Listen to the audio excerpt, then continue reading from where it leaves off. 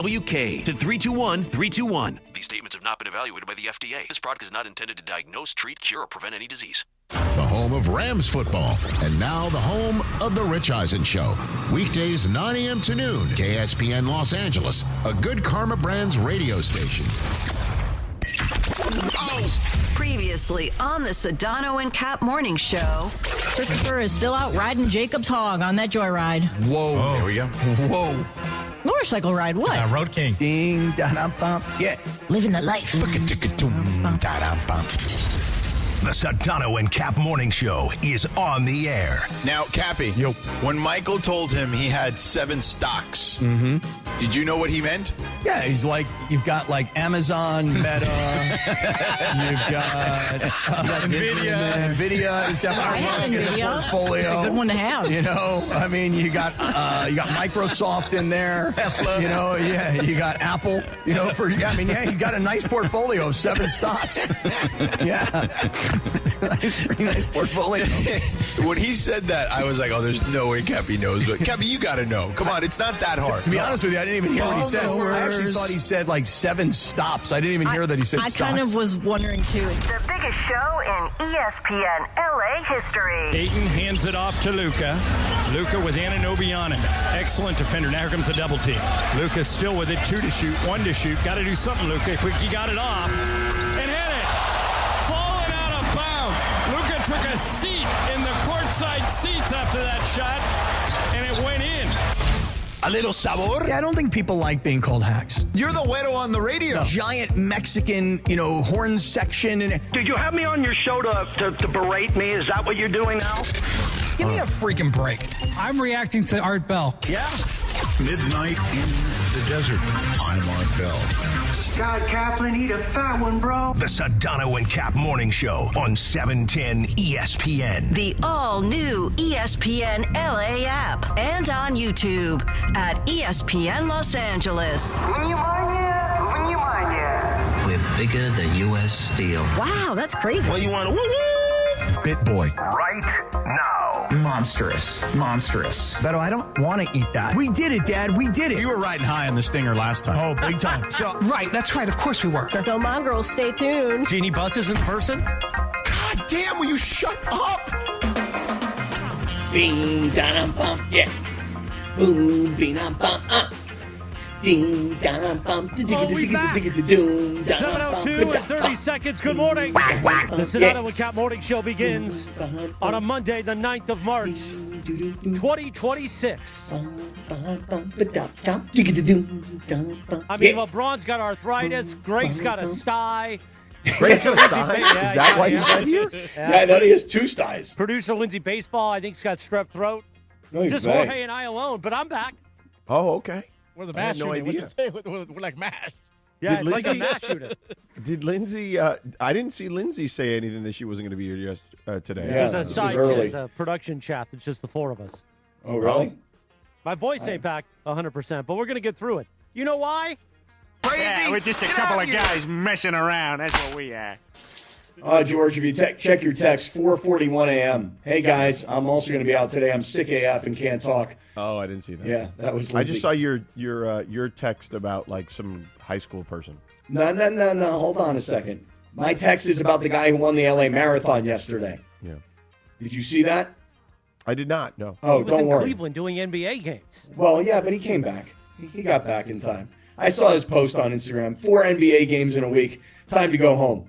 Well, we got you home last night. Well, only for one day. I'm back on the road tomorrow.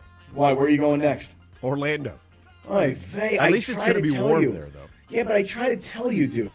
You gotta talk to the guys who coordinate the NBA broadcast. Cappy, for nearly a decade, they've had me on the West pretty regularly. Yeah, they got it. This year they're screwing you over, man. I don't think they're screwing me over. I mean, they're giving me pretty good games. Yeah, you got the game last Friday. I mean, that Jason Tatum game. You talk about a game that when you put it on the calendar, you have no idea that it's going to be as newsworthy of a game at the time. And then, George, I said this to you this past weekend. Congrats to you. Big congrats. The being on that broadcast of a game that's that newsworthy, number one, and then the interview with Tatum afterwards. And then the setup to just put it into Tatum's face and go, yo, what was that journey like, bro? And then he just... That was very Radio Rinaldi. I took a page out of your book right there. Very, because it wasn't... You didn't really lead him too far, and you weren't really asking like a direct one question. It was like, talk to me about kind of the whole process. And it just gave him an opportunity, Tatum, who's very articulate. It gave him an opportunity to really sound off on what it's been like. We've been doing these Radio Rinaldis here on the show, right? So I the first question was very open-ended. How would you just, it's been 300 days, how would you describe how you're feeling right now? Mm-hmm. And then he gave me that answer. And then he mentioned the journey. And then I said, what can you tell us about that journey? So I Radio Rinaldi'd that bleep. I loved it. All right. Loved it. Then I even brought up his teammates, how he was around his teammates, and then he showed them love. So it was the only thing I missed out on, which I was kind of annoyed by. I didn't ask him about his son, Deuce. Oh, come on. How do you not ask him about Deuce? I forgot. I mean, he's got the same name as Gruden's son. I'll tell you what, man, that's just tremendous. He's got a son named Deuce. I've got a son named Deuce. Yeah. So and the producer was kind of like, hey, we got to wrap. That's it. We're done. So that was kind of like, should I just should I tell the producer bleep off and just give him the fourth question? But, anyway, it was cool to be at. I don't think there's any doubt about that. The fact that anybody comes back from 10 months after tearing their Achilles is kind of crazy. But it is an amazing feat. Real quickly, though, it had me. And by the way, if you're a team in the West, if that team is healthy, boy, you're in trouble. Like that. I mean, if he can be any semblance of himself, I mean, all of a sudden that changes the dynamics of who can be the favorite to win the title. Which, by the way, to your point, when Joe Mazzulla told us in our pregame meeting, hey, he's going to start and he's going to have no minutes restriction, I literally changed the line when I went on Inside the NBA and reported that and then tweeted it. Like a bunch of people came up to me and said, you changed the gambling line of what his over-under was going to be for points. Yeah, it's an amazing story for a guy to get hurt deep into the playoffs and then to make it back before the regular season ends. You talk about an inspiration.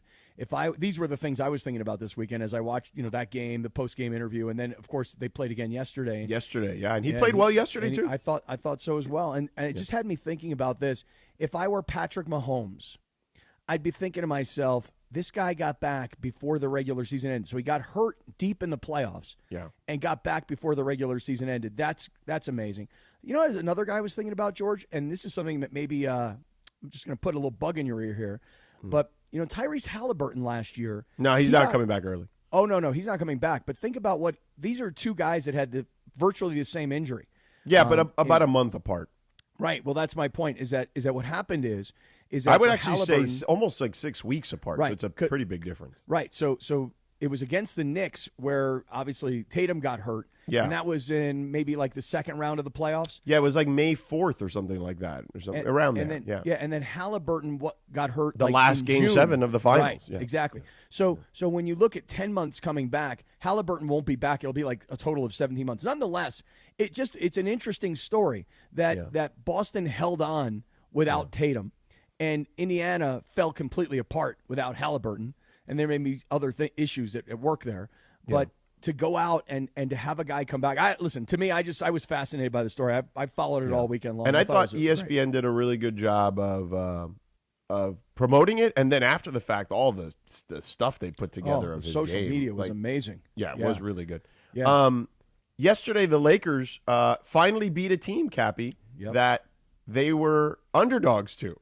So they broke that trend of a dozen straight games of losing that one. Now, I will say this. I watched that game almost in its entirety on the flight, okay? And I didn't really I thought the Lakers played pretty good defense, but I felt like the Knicks missed a lot of wide open shots. Oh, my God, especially late in that game. I mean, there's a point in that game where the Lakers have a 26-point lead. New York cuts it to 10. Yeah. And your boy Dave Pasch says something like, there's still half a quarter to play here, as if to say, this thing's far from over because it's only 10 points.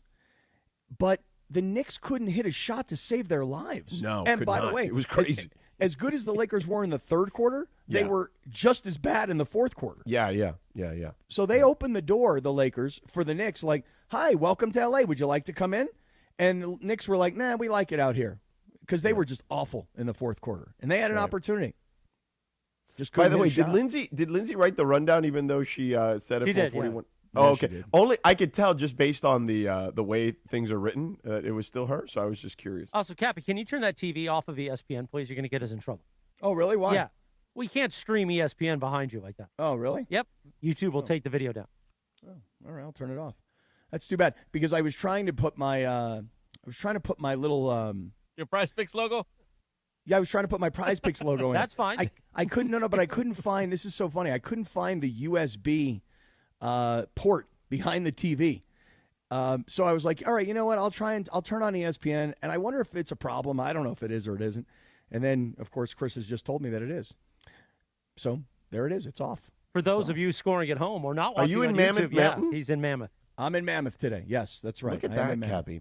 By the way, now how weird is it today? You woke up. For me, it was weird because I wasn't here for daylight savings the first day. Yeah. I was in Cleveland, so I woke up around 8, and it was already sunny. How weird was it that you woke up this morning and it was dark? Oh, dude, it's so funny too because I have such a hard time with the spring forward, fall back. I never know which is which, and I never know what's going to happen. Like, okay, wait, we're losing an hour, we're gaining an hour. Like, I never understand that. Yeah, we're losing when we go forward. Okay, so of sleep, you lose an hour of sleep when you go forward. But what I thought this morning was, I was like, when my alarm goes off at whatever time, 5:15, which is usually when I wake up. I'm like, oh, it'll be nice and bright and sunny out already. Pretty soon, right, yeah. Yeah, and then it was 6:15. It was still pitch black out. Yeah. And I was looking outside at the stars and the moon.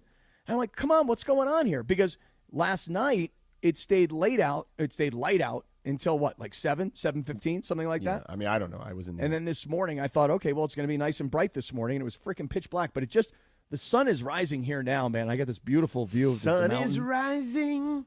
Yeah. The Winter Olympics really got me inspired this year, George. Oh, yeah. Is that what you're doing the giant slalom all of a sudden at Mammoth Mountain?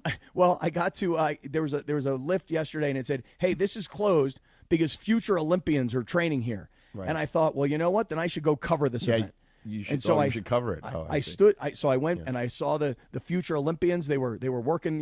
This was some downhill and a little bit of giant slalom. And then I went over to the half pipe here, which is over by Main Lodge in Mammoth, and I watched the kids, jump off and up into the air. And one guy hit the lip and fell and got hurt, and then another guy went up and did 10 flips.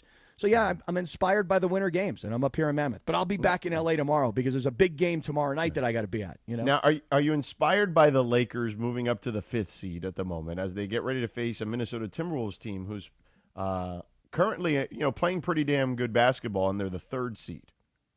Not inspired yet. Here's what I mean. So you had brought up this stat that over the past 11 games when the Lakers were underdogs, it was a dozen actually, had reached a dozen. And then they took it to 12.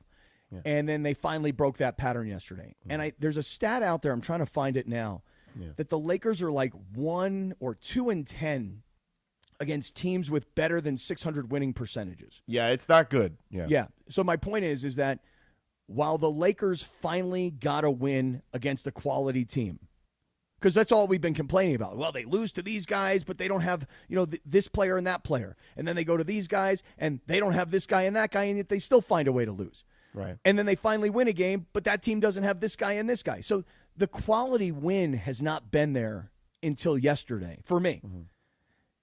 And now with Minnesota coming to town tomorrow, 2 factors I'm thinking about. 1, can they beat a quality team, a team with a better record, a team with better positioning in the playoffs right now? That's number 1. And 2, what will happen with LeBron? Is LeBron coming back tomorrow night with the sore foot and the elbow injury that I still didn't understand? But okay, fine. That's neither here nor there. He didn't play the last 2 games. They won the last 2 games. So what is everybody expecting me to say this morning? I don't know. They played the last 2 games without LeBron. They won the last 2 games without LeBron. What does everybody think I'm going to say? That they're better without LeBron? I mean, that's what people think, right? I mean, maybe that's what you'd say. I didn't say it. You said it. I didn't actually say it. I said you asked me what you would say. Right, but I didn't say it. You said it. Well, look, here's my question. Mm-hmm. A, if LeBron comes back, what happens to Austin Reeves? He plays better, or at least is more productive scoring-wise. Can we agree on that? Mm-hmm. when LeBron's not in the lineup. Mm-hmm. When LeBron's in the lineup, Austin Reeves has to play. I'll sit in the back. You guys handle it up front. I'll sit in the back seat. But when I don't know about that. I feel like Austin Reeves has had pretty good games, even when LeBron's on the floor. Yeah, but I don't know. There just seems to be some sort of chemistry. But you're saying post-injury, coming back from injury, Austin Reeves. Yeah, I'm saying, right. Remember, he missed 5 weeks. Right, and when he came back, he's like, look, I got to sit back here. You know, but that's how it goes, Cappy. Like when you're in basketball, okay, when you have injuries, things get shifted around. So now LeBron is the one who is going to have probably, if he misses, some more time, will have to shift around a little bit, right? Because Austin and Luka are in a groove. So that means LeBron has to kind of play off of them a little bit. And that's it. But here's what I remember I told you this. JJ told me this a while back. I forget what game it was. Maybe it was the Clipper game. And I asked him, what does this look like when the three of them are playing at optimal levels? Mm-hmm. And he said to me, they're not taking turns. And they're just taking advantage of the situations that are advantageous in front of them. And what he means by that is just like that it's more symbiotic, right? Like they're coalescing, right? Like there's some chemistry there. And that means sometimes because they're all three ball dominant, that they got to be more decisive and be like, all right, I got to go. Like, I got this matchup. Give it to me. Get it to me. I got a matchup. I got the advantage now, right? And be willing to do that. All three of them is what he said. Oh, go ahead, Cappy. Do you want Hey, listen, you know that bell integrity is a big deal for me. Well, but it was perfect on that one. I mean, there was a really good jumping point right there. Right. George finished. I dismounted, and then the bell rang. Right. My dismount isn't ready yet. I'm still warming up. You are 7:16, and you know what you could have done since the You know what you could have done since the Sedano and Kap morning show started today?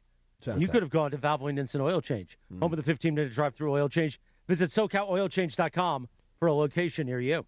Well, Cappy, here's what I'll give you. The Lakers are now 9-2, okay, in games. Oh, damn it, I lost it. 9-2, I believe, in games when, here it is. Luka Doncic, Austin Reeves playing, LeBron James does not. They've outscored opponents by 7.1 points per game in those 11 games. Okay, wait, just go back one more time. You said in 11 games when LeBron's not on the floor, but it's and Luka both Austin and Luka play together. Okay, one more time. 9-2. Okay, 9-2. Right. I'd love to see what those 9 are, though. Okay. Because remember, they haven't beaten a lot of good teams. Right, because like I've been looking at the schedule and I'm trying to find a better win than what they had yesterday. I mean, when you lose to Cleveland as an example, they did lose to the Knicks earlier in the season. You lose to Oklahoma City, San Antonio, Boston. Yeah. This game over the Knicks, this was like, I mean, as far as I can tell, this might have been the best win of the whole year. You know what? I'll email Sig. How about that? Yeah, I'll find out. Of Ask those Sig. 9-2, right? Like what? Who are the teams? How many teams above 500? Okay, and then maybe the same question would be, if Luka and LeBron are together and there's no Austin, what's that look like in comparison? Ask Siggy that. Well, I bet you there's not a lot of those games, if I had to guess. Well, I know it's always hard for people to understand or think or believe that if you take a great player off a team, could that team be better? And usually it proves out that that's not really the case. But in a small sample size, look, Indiana's a terrible team. And New York's a good team, but had a bad night. And there was no LeBron in either of those games. And the Lakers win both games. And the fan base says, oh, my God, they're better without LeBron. Are they? I don't know. We're gonna find out. I'd like to see what happens. Does he come back tomorrow night? One thing is also the regular season versus the postseason. Different styles of basketball. You're going to need every single person in a postseason series. Yeah, I mean, just watching this Laker team yesterday, though, they looked, at least through the first 3 quarters and change, they just looked different. I don't know if they're energized. I don't know, sometimes, a great player goes out and it's like, hey, we got to pick it up, or I'm going to get more playing time. I'm going to take advantage of my opportunity. There's a million reasons why these kinds of things can happen. And in yesterday's case, part of it is because the Knicks were terrible. They just had a bad night. Couldn't shoot the ball. Like I said, Lakers had a huge lead. Knicks kind of chopped into it, got it down to 10, And when there was plenty of time in that game and you thought, wait a second, hold on a second, maybe this game's not over yet, the Knicks just could not take advantage. But I am looking for all data that is related to or could prove the point, if it is the point, that the Lakers are better without LeBron in the lineup. I'm looking for that kind of data. Can I manipulate numbers? Can I find it? I mean, you can manipulate numbers however you'd like. I'm going to have Claude do this for me because I can't do this on my own. So Claude's going to have to do some work. Okay, that's fair. If Claude wants to do it for you, that's fine. I have Sig doing it for me. Right. I mean, I trust those guys more than Claude personally. But you got Sig, I got Claude. I don't have Sig, I got Claude. For the audience that doesn't know what SIG is, why don't we explain it? Yeah, why the don't Sports Information Group at ESPN. They're the research department. There we go. So you just email them and they tell you stuff. Pretty much. Hey, Sig. Yeah. And they've got like a Teams channel where in game I can like send them messages. and I have Sid. We email him sometimes. And he'll yeah, different kind of He tells us a completely different kind of information. Yeah. Right. I wouldn't mind having Sid on, frankly. Yeah, you think Sedano would like to have Sid on? I don't think know. so. Maybe. I mean, I'd be okay with it as long as he doesn't, as long as we stick to sports. Yeah, that's going to be hard. Right. He'll start talking to us about all kinds of other stuff. Well, but I don't want to have to embarrass him is my point. Oh, really? Yeah. I don't know if you'd been embarrassed, Sid. I don't think you can be embarrassed. I don't know. I would have facts on my side on a lot of those conversations. That man, when you spend that much time in a tanning bed, you ain't getting embarrassed by anybody, man. 7:21. Good morning. It is a Monday with the Sedano and Kap Morning Show. I hold up this man's beautiful face. A man who is naturally tanned and golden. A man who doesn't go in a tanning bed. I don't think so, at least. I'm back from riding his hog all week. The great Jacob Emrani.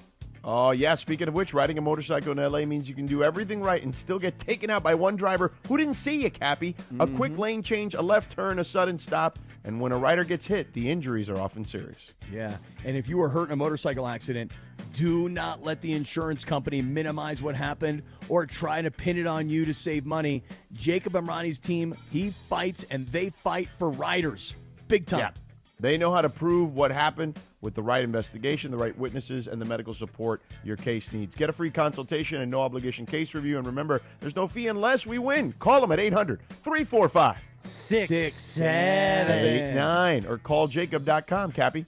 Yeah, and tomorrow, the Call Jacob team is having a bike night at Cycle Gear in Huntington Beach, and this is from 5 to 7 p.m., So Jacob is pulling into Huntington Beach. There's going to be music, raffles, food, and prizes. The hog is headed to the OC. That's right. So bring your motorcycle and have some fun with us and with Jacob and Ronnie tomorrow night in Huntington Beach at Cycle Gear. Amazing. 7:22 in the morning. The Sedano and Kap Morning Show. When we're back in 3 minutes, we'll hear from Luka after the game. Talk about Austin Reeves. Plus, we'll keep kicking it around. Why not? It's a mash unit on the morning show, but we're still here with you, holding hands and waking up together on ESPN LA. This is the Sedano and Kap Morning Show.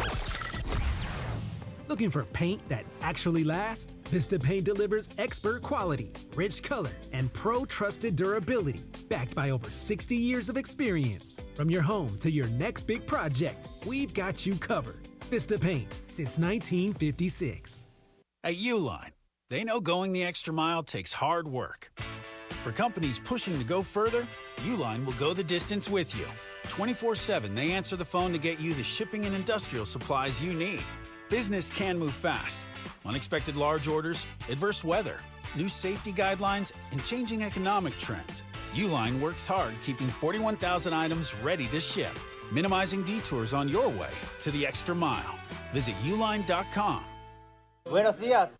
When it's game time, there's no room for hesitation, and you better believe GM John Good will make you a great deal at George Chevrolet. Whether you're rolling in a power-packed Silverado, loading up the family in a spacious Chevy Traverse, or going all electric, John Good has the great deal you want at George Chevrolet. Amazing pricing, zero pressure, and the next level Chevy vehicles you want are at George Chevrolet, conveniently located off the 91 at Lakewood in Bellflower. Or shop at georgechevy.com. Chevrolet, together let's drive.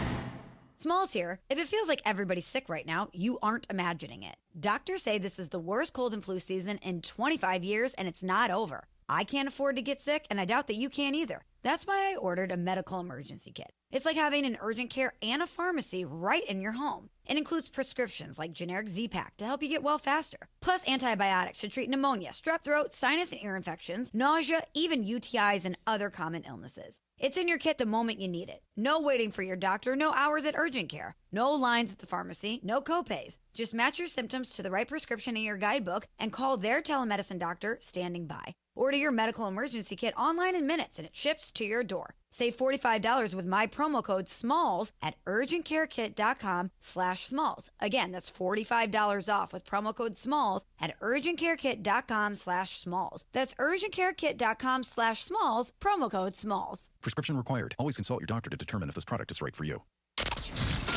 You're hanging out with the Sedano and Kap Morning Show. Especially on lighter days like today, we're just going to make ourselves laugh. Why the hell not? Why the hell not? Let's feel good today. Let's feel good.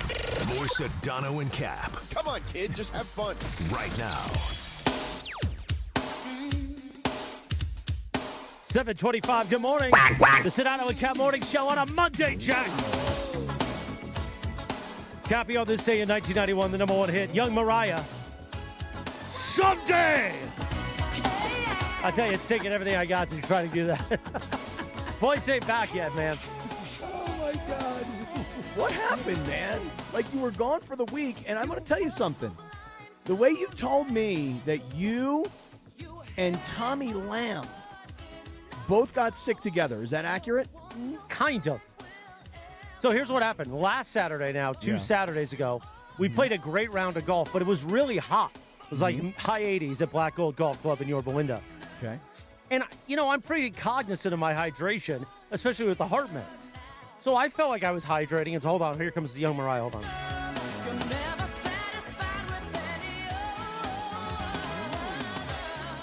So we play a great round of golf. We had our friend Nick Riley out there. And I don't like Nick that much, but we still bonded well. And it was a great day. I got back to my house in Orange County.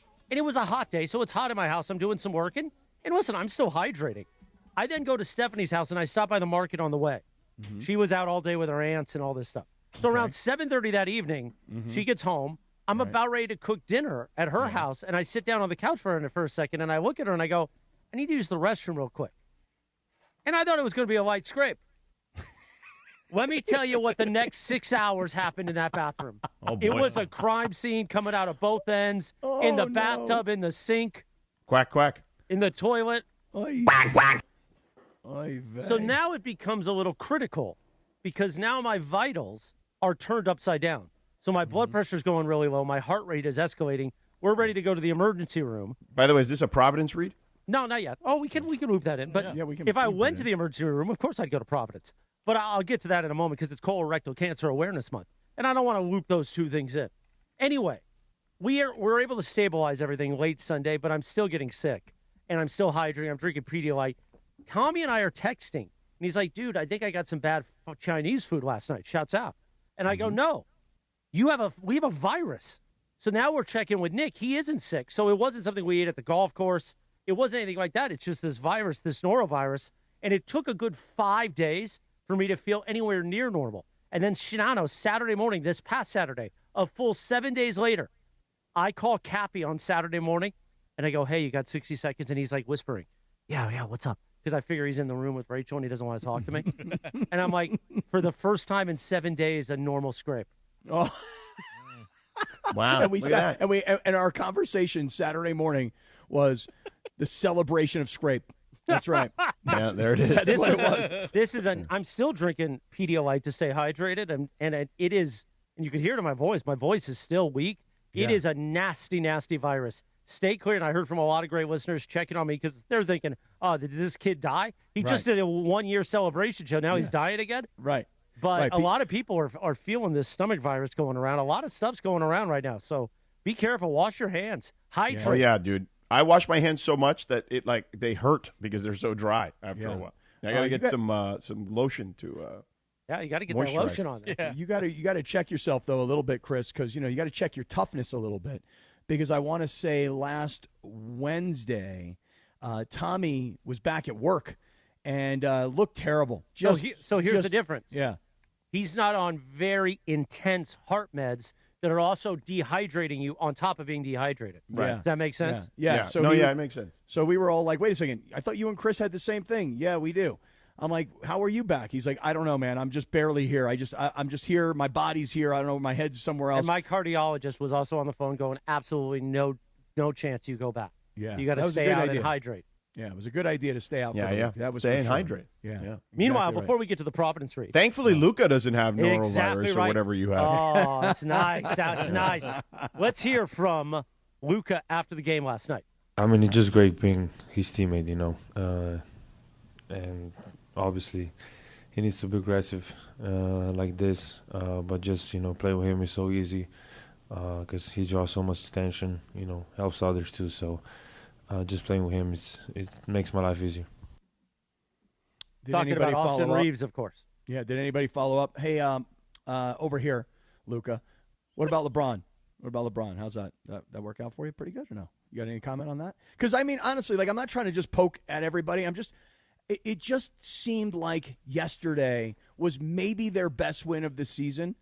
And, it's only a one-game sample size. I'm not even going to throw in the Indiana game on Friday night. Forget about it. They're no good. They're having an awful year. We all know the story. By the way, point of information, George, the Jason Tatum injury last year happened in May. It was early May. Yeah. And then the just to get the dates right, and then the Halliburton injury happened much later in June 22nd. Yeah, that's what I said, like 6 weeks later almost. So it was May 12th versus June 22nd. And therein lies 6 weeks of difference, whereas if Halliburton had gotten hurt, maybe he would have made it back in 10 months. But it was a great story nonetheless, the Tatum story. How much can we really put into one win against a quality team like New York? Well, I mean, when LeBron's and out. the Knicks are also playing their third game in 5 days. You know what I mean? And it's an early game. Like, I mean, yes. Look, a win is a win is a win, and nor should you make, like I said, what was the game the other day they won that I said the same thing? I'm like, hey man, it's a win. Like, you don't apologize for a win. So I'm not saying the Lakers should apologize for a win. I'm just saying in the larger context of it, like we need to just kind of like understand like where they are. You know what I mean? Like they're not a great team. They're like a good team.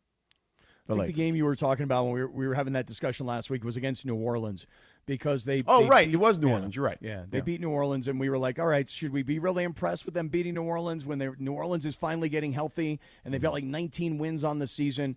And so, how impressed should we really be with that win? And it is. You gotta bank wins. Listen, when you're at home this late in the season, I don't care who you're playing.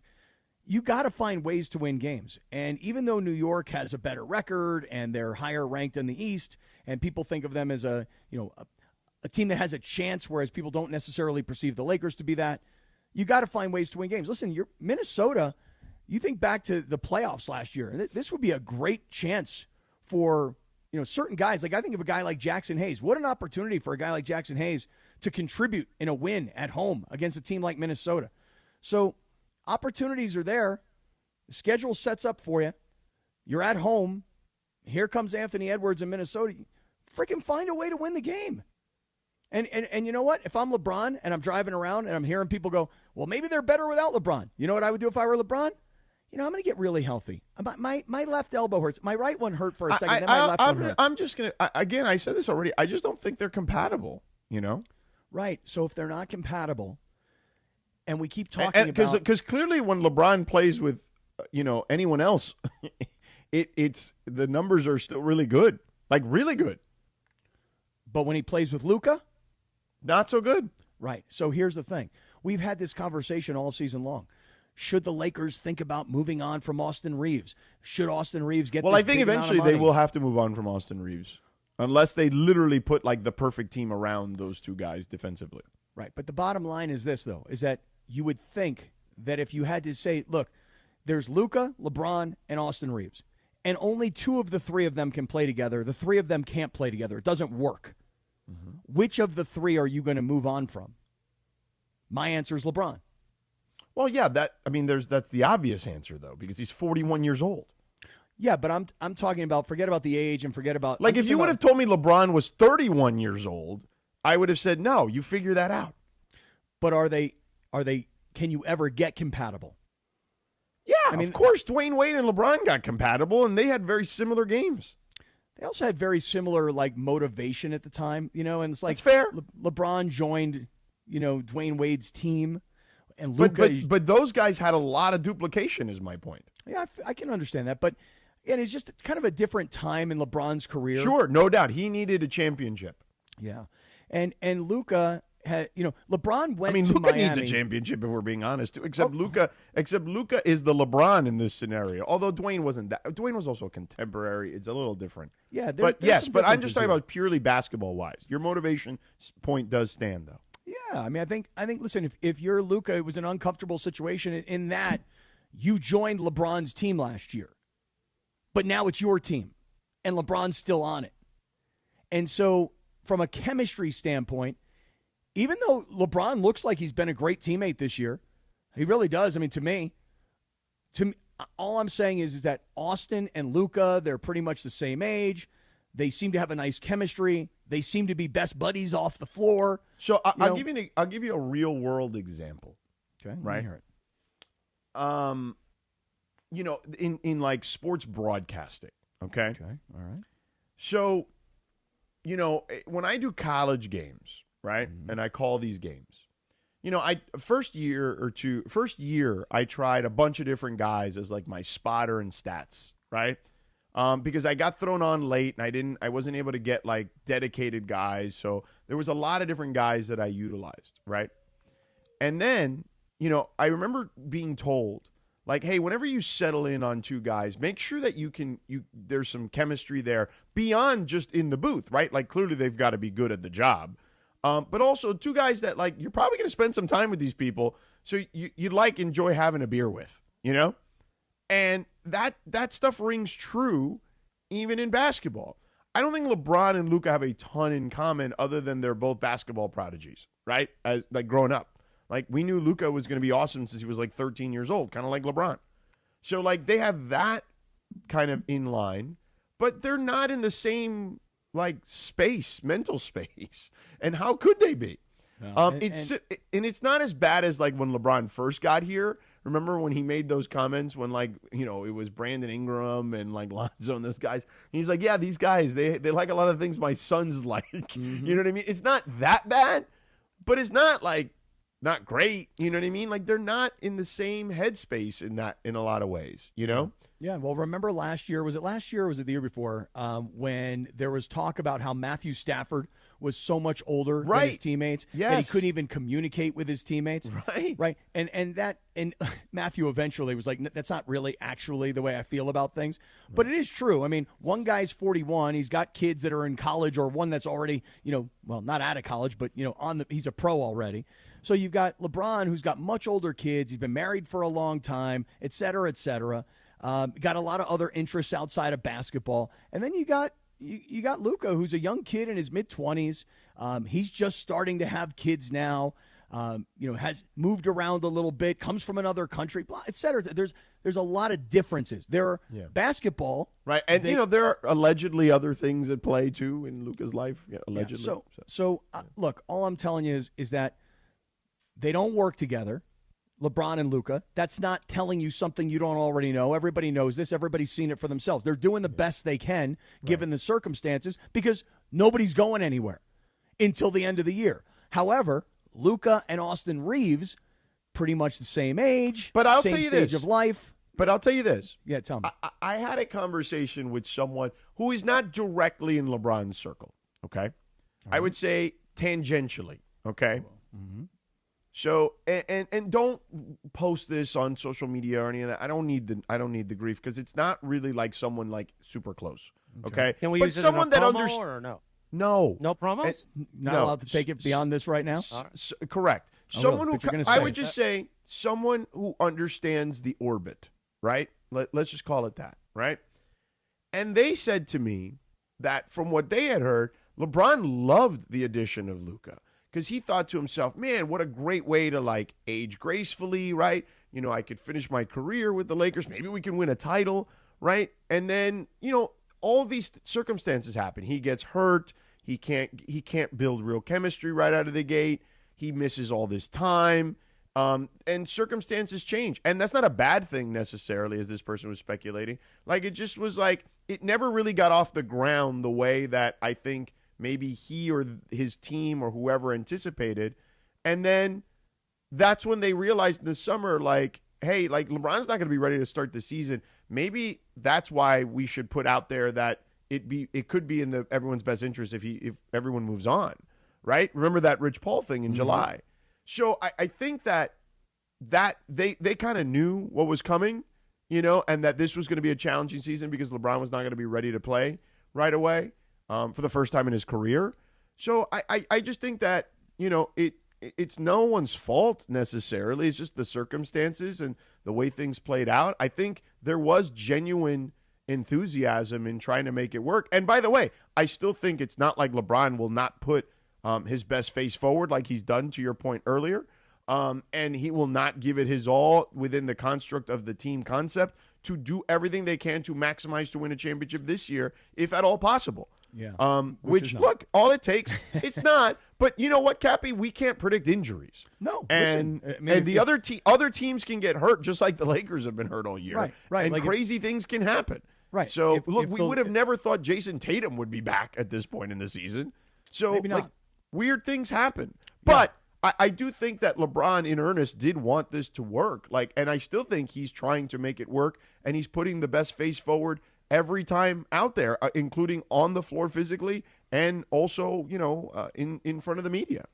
Listen, if the Lakers come up against Oklahoma City and Shea is hurt and out, and Hartenstein is hurt and out, right? And if all their they get their big guys out, who knows? Maybe you get lucky. But it's going to take all of that kind of luck. Right. Okay. And right. Sometimes it's better to be lucky than good. Okay. So Can I use it in the Open tomorrow? No. Come on. Why not? It wasn't that bad. I mean, you can use it in the Open, I guess. Okay. Sure. I mean, it really wasn't that bad. Okay. Listen, I will give LeBron this credit, since I'm kind of considered here the LeBron critic. I will give LeBron this credit. He looks like he's a good teammate. You watch the pregame of these games, for those of you that go or if they show it on TV, LeBron's still kind of the ringleader. Yeah, he's doing all this, the thing, throwing the ball in the air, and they're all doing their thing together. And yes. Yeah. He that doesn't look like a guy who's moping around. No. Like, this sucks. I can't believe I'm still here. I'm stuck. It's not my team anymore. It's all these young kids. By the way, Luka doesn't pass. All he does is shoot. I mean, he doesn't play any defense. He doesn't stop bitching at the referees.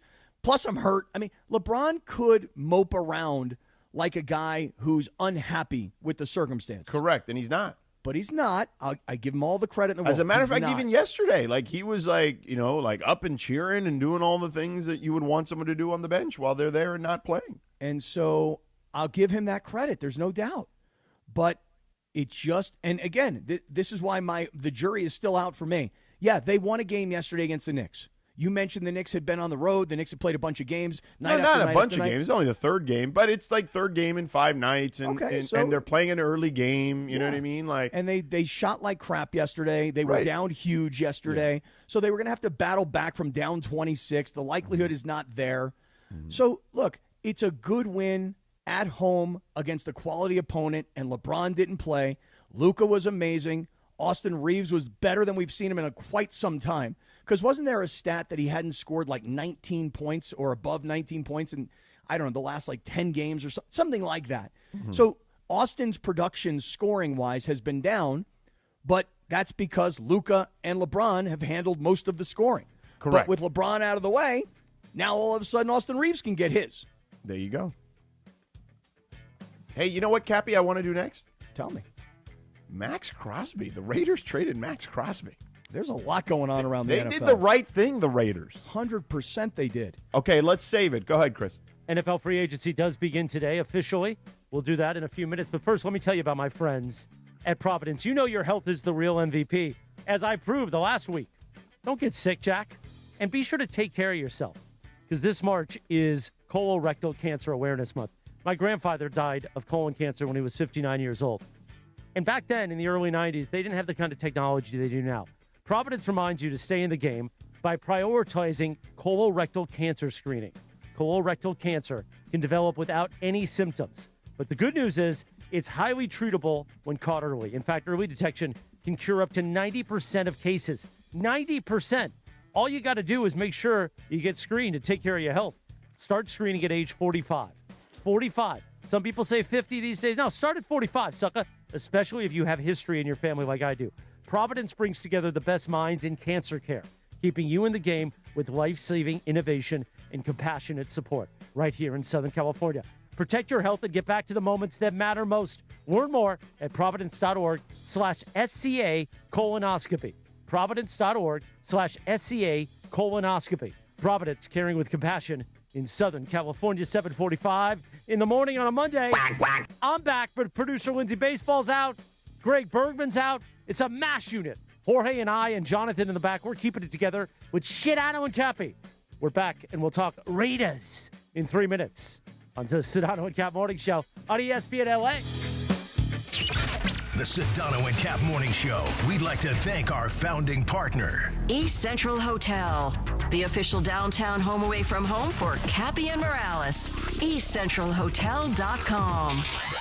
This is the Sedano and Cap Morning Show. Hey, it's Bethel Duran. Everyone loves the new 2026 Toyota Electric BZ XLE that has a range of over 300 miles. You can drive one away on a 36-month lease with any old free and clear trade down for only $239 a month. That's a $36,000 car that needs no gas. No cash required. Just drive any old car, truck, or van you own outright in the Wonder Toyota or Northridge Toyota and drive out with a $239 lease payment. 2026 Toyota BZ XLE FWD. Offer good on any BZ model in stock with an MSRP under $36,650. Over 10 to choose from. Lease excludes tax, title, license, and dealer fees.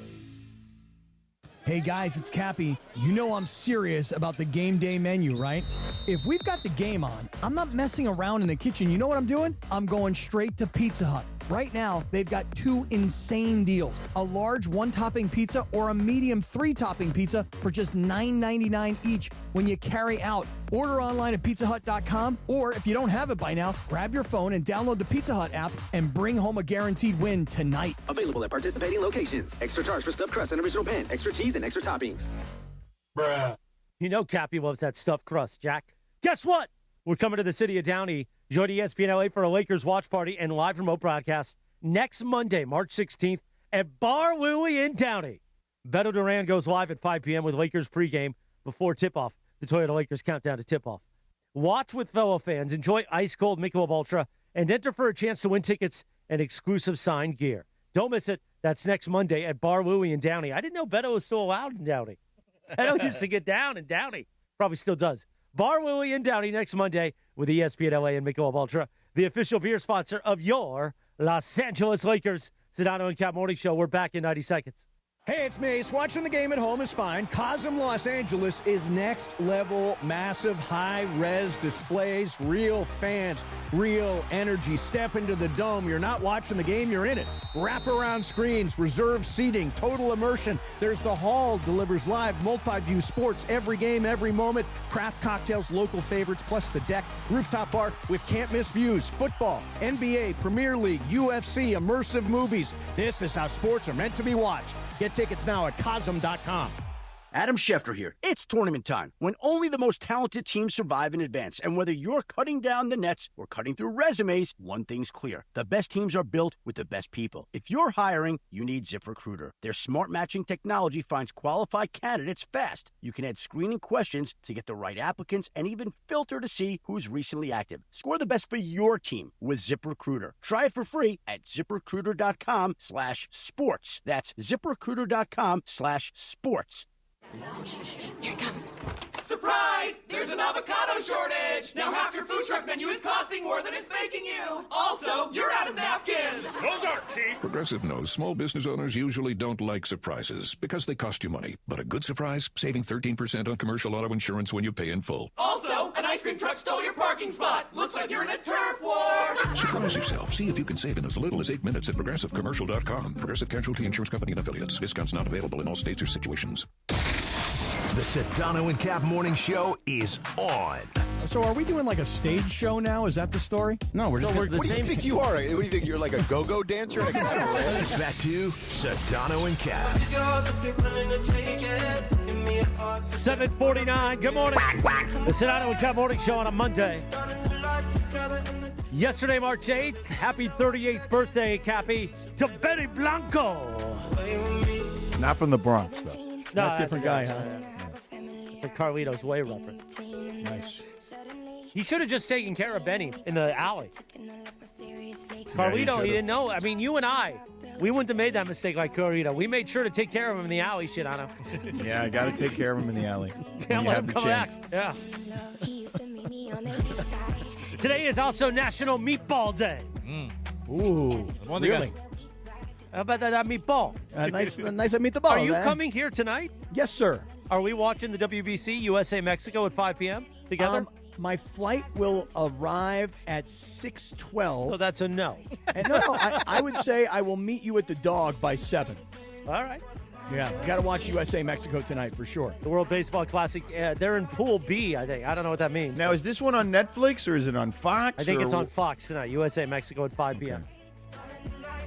Because did you hear what happened with? Well, I heard you guys talking about this. That's right. The Netflix thing is weird, right? Like with bars, like you can't watch it. Yeah. I think the Netflix strange. thinks the international. I think it's for international audience or whatever. It's weird. Oh, okay. Nonetheless, it's weird. Yeah. Okay. All right. So, what are we talking about? We're talking about Max Crosby here. The Raiders actually doing the smart thing for once. NFL free agency is today. It officially begins. And finally, the Raiders. They do the right thing, Crappy.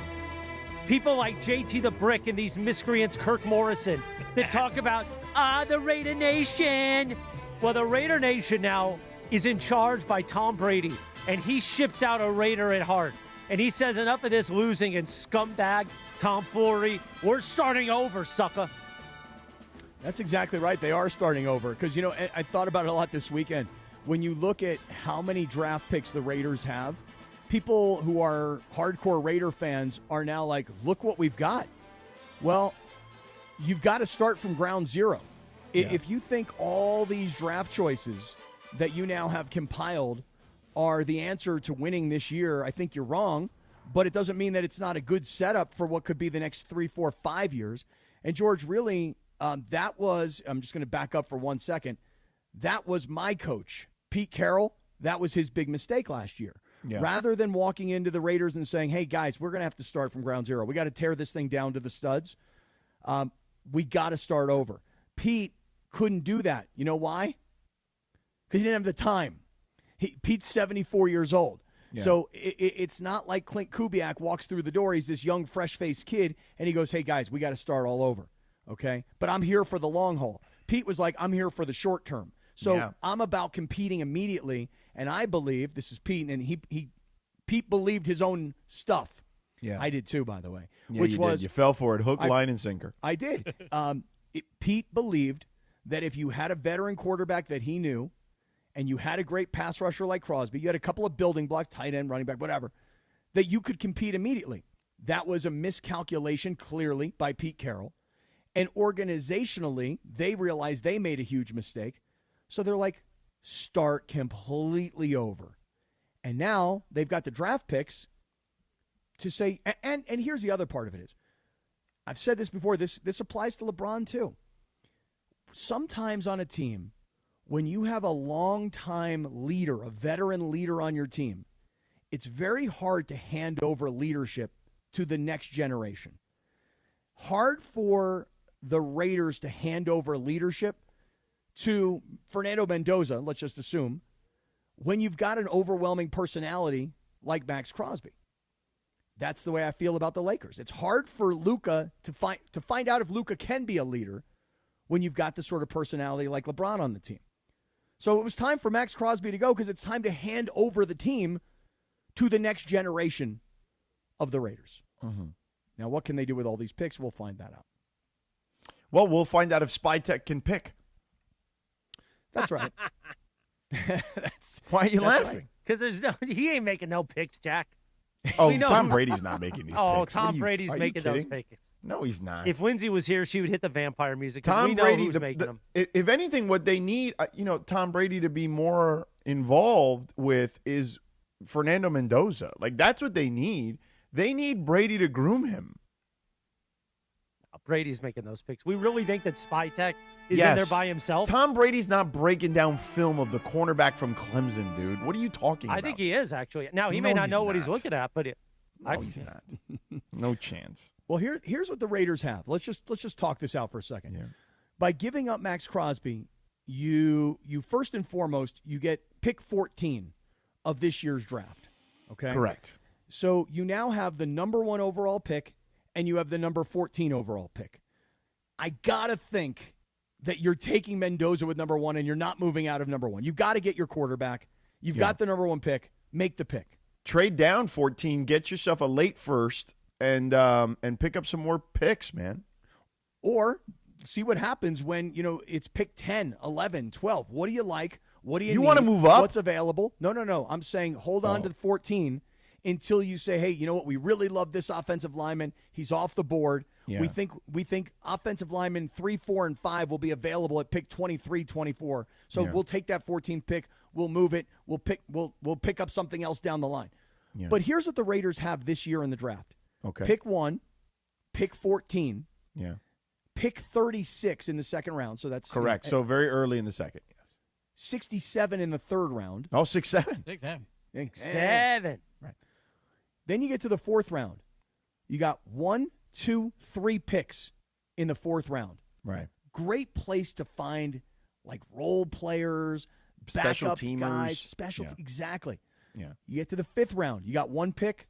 Yeah, I mean, once you get to the 5th, it starts to get a little pretty dicey. You either get lucky in those late rounds. Correct, yeah. Or I mean, guys I know don't the make Rams team. have done really well with Puka and Cooper Kupp and all that, but, the Rams have done pretty well in the draft period when they have picks, but, not everybody's as good as Les Snead when it comes to that stuff, you know? Which, by the way, the Rams signed Trent McDuffie to a record-breaking extension. We should talk about that, too. It's actually quite amazing, right? Like, the Rams went out, made a trade for a guy. They identified who they wanted to fix their biggest issue, and they went and they Jalen Ramsey'd this thing again. And then they set the market because there are other defensive backs, cornerbacks specifically, that are now looking at this deal that the Rams did and said, okay, the market's been set. I'm going to make more. And then the next guy's going to sign. And then the next guy's going to go, I'm going to make more. But the Rams, they identified their player, and they knew what the dollar figure was going to be. And they knew that the kid was from the L.A. area and wanted to come home and play for a team like the Rams. As a matter of fact, there was a quote. Somebody had asked this young man back when he was playing with Kansas City, hey, other than the Chiefs, who else would you like to play for in the league? And he had a quote like, you guys are going to get me in trouble. But he wanted to play for the Rams. 4 years at $31 million a year, by the way. Yeah, clearly the Rams knew what we all knew. Didn't take a rocket scientist to figure this out. Problem was secondary. We understand the special teams issues as well. But biggest need was secondary. So do we want to go into a draft and try and find a guy and see what we get, or do we want to take a proven commodity in the middle of his career at 25 years old and sign him for what the market says he's worth? And so I give the Rams a lot of credit for this move past weekend. The Rams do not mess around. They identify, and then they go get. That's it. That's what they do, whether it's the draft, whether it's free agency, whether it's via trade. They know what they are doing, man. Like, they are the best-run organization in the sport, in my opinion. Them and the Super Bowl champions, because John Schneider deserves a ton of credit for what he's been able to do there in Seattle and his time there over different iterations, too. Yeah, now, as far as Max Crosby goes, we're all sitting here talking about how great of a move it is for the Raiders. I believe it was. Because I think it's a great move for the Ravens, too. Yeah, for the Ravens, it's interesting because you have a new head coach for the first time in 20 years. They were bad at pass rush for the first time in as long as I could remember last year. They were terrible at getting to the quarterback last year. And now here's Max Crosby, a guy who, was always double-teamed, was always focused on, was always game planned for. Yeah. And now you go to a team like Baltimore where you do have an offense and you do have a quarterback. Yeah. But the question marks around the Ravens going forward is, hey, listen, this is the first time they've ever made a move like this. Yeah, where they made need to. They need significant to. trade. Yeah, and we can continue this discussion on the other side. I do want to get back to the Lakers because I think Sig just got back to me on the Lakers 9-2 record with Luka and Austin. I was going to sweep a little bit. You don't want to sweep? LeBron. Oh, you want to sweep? Just a few minutes. No, I don't like to do the 8:05. If we sweep, we go to 8:10. That's a long sweep. Then. Okay, then there you go. So let's break. That's a lot of sweeping. Well, we never break. We just take a timeout. We take a timeout. But first, It's been a week since I knocked on the hardwood. Yeah. Well, when you're sick, you don't knock on the hardwood. Yeah, well, when you're sick, No. the hardwood is not as not as hard. Right. That's precisely the word I would. Let's talk about our friends with the got a little, hardwood. The morning wood, Hernandez Wholesale Maybe it's Flooring. got some damage to it. You know what I'm saying? Because you damaged your body there. So My intestines are still flared up. Right, exactly. But here's what I'll tell you. You've heard us talk about our friends over at Hernandez Wholesale Flooring. You know that. They are old school, authentic, family-owned, all right? Feature wholesale pricing year-round. Papi Hernandez started this thing 57 years ago. The crazy Hernandez brothers, Steven and Carlos, are running the show with moms there, aunts, uncles, nephews, nieces, cousins, sisters, you name it, okay? So my question for you is this. If you need new floors, or how about me? I need a turf. Why haven't you checked them out yet? Why haven't you called 866-62-FLOOR? Whatever kind of flooring you're looking for, they have it in stock. Okay, they have millions of options. Millions. That's not even an exaggeration, bro. Okay, to choose from.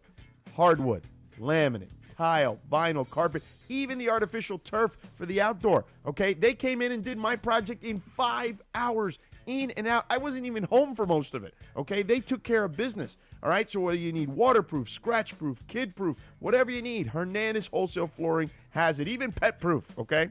Crazy Hernandez brothers are always going to take care of you, and if you're a first responder, active military, or veteran, you receive additional discounts on top of the already low prices. Plus, if you find a better price, which I doubt, call Hernandez at 866-62-FLOOR. Give them your square footage. Tell them what someone else is offering you. They'll match it, no questions asked.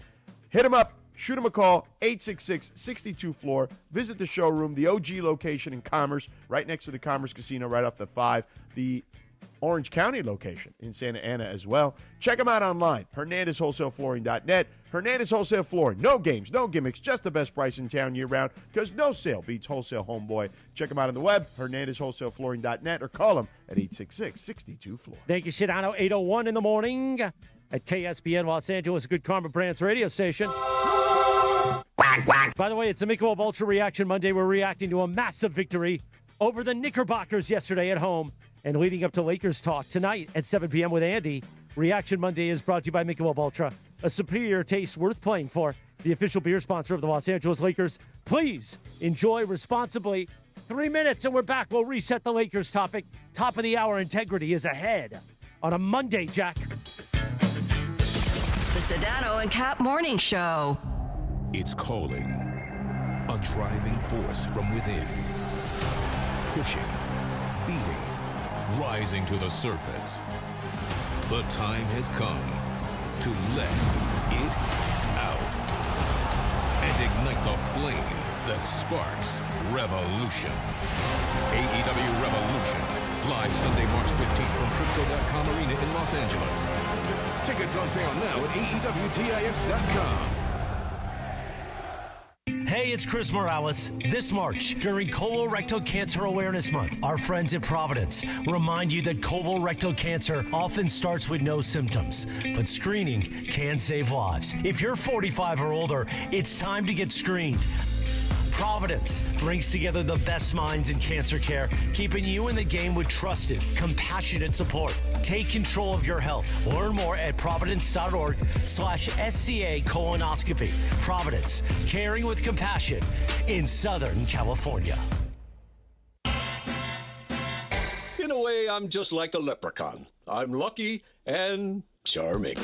Now your top reasons to visit Morongo. We're giving away a Cadillac Escalade IQL the 29th. Earn entries now playing your favorite games, and you could drive home in a new Cadillac. And the number one reason. Pick your lucky March Mania bracket, and you could be a millionaire. We're giving away $1 million guaranteed April 7th for a perfect bracket. See website for details. Morongo, good times. Change is in the air at LAX. Los Angeles International Airport's automated people mover trains are rolling soon as part of LAX's ongoing investments in improving your travel journey. The new trains will quickly move guests between all terminals. The new consolidated rental car center, metro trains and buses, and economy parking in 10 minutes or less. Departing every 2 minutes, they'll help approximately 30 million passengers per year. Learn more at lawa.org/ESPN. That's lawa.org/ESPN. This is a special notice to U.S. taxpayers owing $10,000 or more to the IRS. Tax Relief Advocates is urgently notifying taxpayers that tax relief initiatives are now available that may significantly reduce or eliminate what you owe. If you're afraid of an IRS lien, levy, or wage garnishment, don't lose hope. You can now take advantage of these current relief programs to end all collections, reduce the amount you owe, and resolve your tax problem. Even if you have years of unfiled tax returns or are already in a payment plan, you may still qualify for significant relief. Struggling taxpayers can now get relief they need during these hard economic times. A hotline has been established by Tax Relief Advocates for you to call and see what you qualify for. They are A+ rated with the BBB and have over 1,000 5-star reviews. Don't wait. Call 800-575-9087, 800-575-9087. That's 800-575-9087, or simply visit TRA.com. Hey, this is Rich Eisen. You're starting your day with the Sedano and Kap Morning Show on ESPN LA. Don't forget my show. The Rich Eisen Show is coming up this morning at 9 on 710 ESPN and the all-new ESPN LA app. Now, back to the Sedano and Kap Morning Show. 8:05, good morning. The Sedano and Kap Morning Show on a Monday. Cappy on this day in 1985, the number one hit, REO Speedwagon. I can't fight this feeling no more. No more, Jack. I love this song. I love REO Speedwagon. Come on. This feeling anymore. Yeah. Today is also National Crab Meat Day. Oh, good crab meat. I had a good crab meat taco in Boston. Oh, really? It's a good place to have it. I had that little lobster roll. You got to go for the gusto when you're there. Big time. Big time. National Crab Meat Day today, huh? Yeah. And for our friend Pete Carroll, today is National False Teeth Day. Oh, really? Oh. Wow. Poor guy. Still catching strays. You know? Guys, it was a one-year deal. Didn't go well. I acknowledge that. I got fired. I took my money. I ran. I'll be back at USC. I'll be coaching at USC if anybody needs me. And then still just getting beaten up on. Well, it is good to be back for me on the Sedano and Kap Morning Show after a week sick. But today, producer Lindsay Baseball is out and Greg Bergman.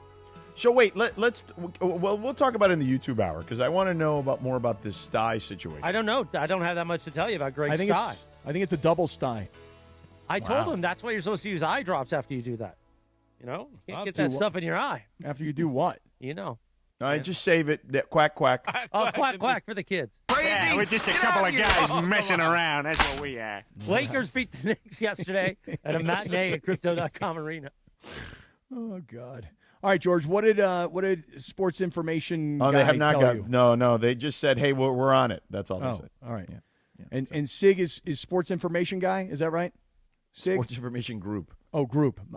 Sports Information Guy is way funnier. They should just change their name to Sports Information Guy. Let me just tell you what happened on Twitter, George. What happened on Twitter? So you know Radio Michael fan. Yes, right? Of course. I know him very well. You're familiar with Radio Michael fan's work? Yes, of course. Big fan. So Radio Michael fan sends a tweet to us, and he says, hey, guys, ever since Cappy started talking about Claude, which is my preferred go-to AI assistant, he said, I started using Claude. So I asked the question, are the Lakers better without LeBron? This is from Radio Michael fan. And Claude tells us this. This is how much faster Claude is than Sports Information Guy. The Lakers are 13-7 without LeBron this season compared to 26-18 with him, meaning they've technically been slightly better without him by winning percentage. 650 without him, 591 with him. But yeah, but that's not the stat we're looking for because that doesn't include the Reeves thing. Right, but Claude is going to lend a little context. Claude says, but context matters. LeBron missed the first 14 games due to sciatica and has played in a diminished role, with his usage rate dropping to 47th in the league at 24.2, a dramatic fall from his usual top dozen ranking. This Claude is unbelievable, man. The bigger picture is that the Lakers team was built around Luka as the clear number one option with LeBron in a supporting role at age 41, blah, blah, blah, blah, blah. LeBron is still producing 22.7 assists, 50% for field goal. But the quote-unquote better without him narrative is more about circumstance and a small sample size than a genuine verdict on his value. So Claude and I agree. I can tell you today that I thought that the Lakers played a better brand of basketball yesterday against the Knicks. And partially it's just the result, right? The Knicks are a solid team. The Lakers don't usually beat solid teams. The Lakers never win when they're underdogs. They actually pulled off a victory yesterday. But it's really just a one-game sample size. Let's see what happens tomorrow night when Minnesota pulls into town. Does LeBron play? If he does, we'll get an idea. And if he doesn't, and the Lakers win, another quality win, then maybe we start having this conversation. Wasn't it you who told me the parable of the farmer, maybe we'll see, years ago? A, I don't know what the word parable means. B, yes, the Chinese farmer. Everything is a maybe, George. Everything. Well, you know, it's funny. You know who actually said that same parable to me a few weeks ago? Who dat? Mark Daigneault, the coach of the Thunder. He brought up the Chinese farmer? Yeah. See, and I said, I know this story because my guy Cappy told me. You do. Hey, see, now it's not so funny, is it, huh? Now it's a real thing, the Chinese farmer. Once an NBA coach tells you about the Chinese farmer, now it's a real deal, right? I mean, I thought it was a good parable even when you told me, though. Okay, good. I'm glad to hear you think that. Yeah. But now that he's, everything's maybe, right? Like, hey, I heard LeBron is hurt and won't be able to play. That's terrible news. And then it's like, well, maybe. And then it's like, well, hey, the Lakers won. They beat the Knicks, and they did it without LeBron. Isn't that really awesome news? Well, maybe we'll find out because Minnesota's coming tomorrow night. Will LeBron play? Will he not play? If he does, do they win? Do they lose? We're going to find this all out. Yeah, and, to your point about one game, J.J. Redick, and we have this sound about J.J. Redick about not overreact, okay? So let's listen on head coach J.J. Redick and his thoughts on the win and them beating a good team after struggling against the good teams. Yeah, again, I mean, I'm not in a position where I can overreact. I let you guys do that. Fans, rightfully so, should always overreact. It's what makes fandom so awesome. I know as a kid, growing up as a Duke fan, I cried after every single Duke game. Yeah, Dean Smith cut it. I cried after every Duke game they lost. Like I was an overreactor. My job is not to overreact. We're 15-9 in our last 24. We're a top 10 offense, a top 15 defense. Like that's what we wanted to be coming into the season with this group, and that's where our group is right now. He's not overreacting. He's just kind of letting it play itself out. He's very much maybe. I can only really remember crying as a kid over one game. He's talking about when Duke lost games. I don't really recall crying over sports. Cried one game. One game I cried. Yeah? You're going to love this game. You ready? Go ahead. Doug Flutie's Hail Mary over Miami. I remember crying as a kid. Yeah. That game, I was too young. I mean, I remember the play, but I was too young. What year do you think that was? 81, 82, 83? No, that's got to be like 83 or 84. Yeah, like right in that neighborhood. And I was probably like 12, 13, like right there. Yeah. And Flutie throws that pass, and I'm watching this thing live on like a 21-inch Zenith TV that, was low def, and I could barely see anything anyway. And he threw that pass, and I was like, no! And I sat there like a little kid crying my eyes out. Hail Flutie. Yeah, that's the only one I can ever really remember crying over. Yes. Yeah. I mean, look, I think if you're an LA fan, you don't have a lot of moments to cry over. I mean, you've had a lot of really good things happen to you as a sports fan. You have a lot of reasons to cry for tears of joy. Tears of joy. Yeah, right. The Dodgers just won again. Nah! Well, I don't know about a one again. I mean, they're on a recent streak, but it's not like they were this juggernaut, for a long time. I'm talking to the now people. Right. That's what I'm talking about. Yeah. I mean, listen, they've won, what is it, 3 out of 5 right now? So 3 out of 6. Yeah. So one guy that we've been talking about quite a bit here recently is Marcus Smart. Yeah. And he made a play yesterday in the game that it just kind of goes to show like. Oh, the one where he crashed into Dave and Doris's table? That wasn't the one I was talking about. I was talking about the one down along the baseline where he somehow maneuvered himself to get the ball as the ball was going out of bounds and threw the ball and it hit Jalen Brunson and then it became Lakers ball. Do you know the play I'm talking about? Mm-hmm. There's a level of hustle to Marcus Smart that I'm not going to say is inspiring, not to me, but to his teammates. But that's how he's made his bones in this league. Yeah. Listen, and we're seeing him I think we're seeing him actually get better and better as the year is going on. Mm-hmm. And as he's taking more of I'll call it a perceived leadership role, But I love the way the guy plays. And while he may not have been, spectacular on the offensive side yesterday, my man gives everything he got and makes contributions in all kinds of other places. So, again, I'm super curious to see what happens if LeBron's going to come back. Or, to me, here's a prediction. Okay. LeBron's going to hear people saying this. You know what? They just play better without him. And it's hard to believe that they can be better without a guy of his magnitude. But chemistry-wise, everybody understanding their role, guys stepping up and wanting to do more, there's something to that. So my prediction is that LeBron hustles back and plays against Minnesota on Tuesday night. I mean, they're going to need LeBron in the playoffs. Like, there's no question about this. They're going to need him to like do this notion what? of, they're good. They're 9-2 without LeBron, with Luka and Austin in the lineup. That's cool. But, they're going to need him in the playoffs. To do what? To play well. No. But to accomplish what? To try to win a playoff series and then figure it out from there. All right. Because, again, with LeBron, without LeBron, unless a lot of crazy stuff goes down, they're not sniffing let's do this right now. Let's do this. Right. You ready? You and me. Let's go. You and me right now. Okay, Let's they're do the this. 5th seed right now. They play the Rockets. Mm-hmm. I'd take them over the Rockets in a playoff series right now. I don't think it's like I don't think it's like a gimme, but I think it's like, I could see them winning that series. Why not? You know me, I'm not a Kevin Durant fan. I'm not a Kevin Durant believer. I don't think he's a championship caliber player. Yes, he has won a championship. I mean, he's won 2 and 2 finals MVPs. That's fine. He joined somebody else's team, and he won with their team, and then he's never won again. He was the best player on those teams. That doesn't matter. He still joined somebody else's team. Yeah. Was So LeBron did the best player? LeBron, right, and LeBron was the best player on those Miami teams. But Right. LeBron has gone on and won a championship without that Miami team. Kevin Durant has not been able to do that. Okay. Well, that's also, he's not as good as LeBron, but he's also not. I don't know if that's also all his fault. Okay. Listen, the facts are the facts. That's all. Mm-hmm. But I'm not a Durant believer. So when you're telling me that you think that the Lakers can beat the Rockets, I don't think that's out of line. I don't think that's crazy far-fetched. By the way, they've got the same record, essentially. Yeah. Houston's 39-24. The Lakers are 39-25. Why would anybody think that the Rockets are significantly better than the Lakers? Yeah. Okay, so go ahead. Keep playing it out. Okay, but then that's when things get hairy. Okay. Yeah. Because then you're going to have to play.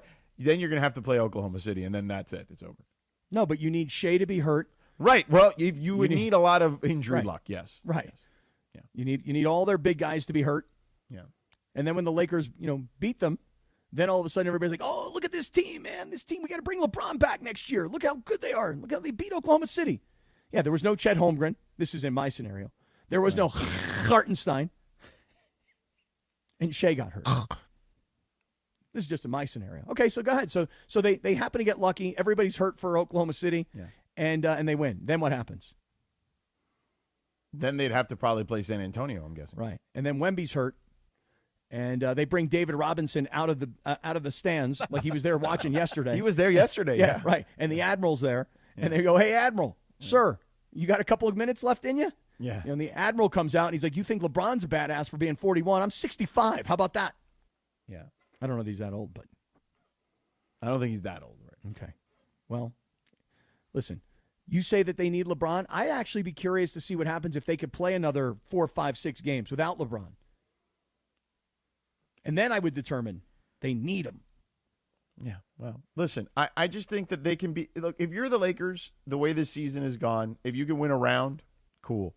Honestly, they may be in a better position if they can get to the 3. Then they have at least a better shot.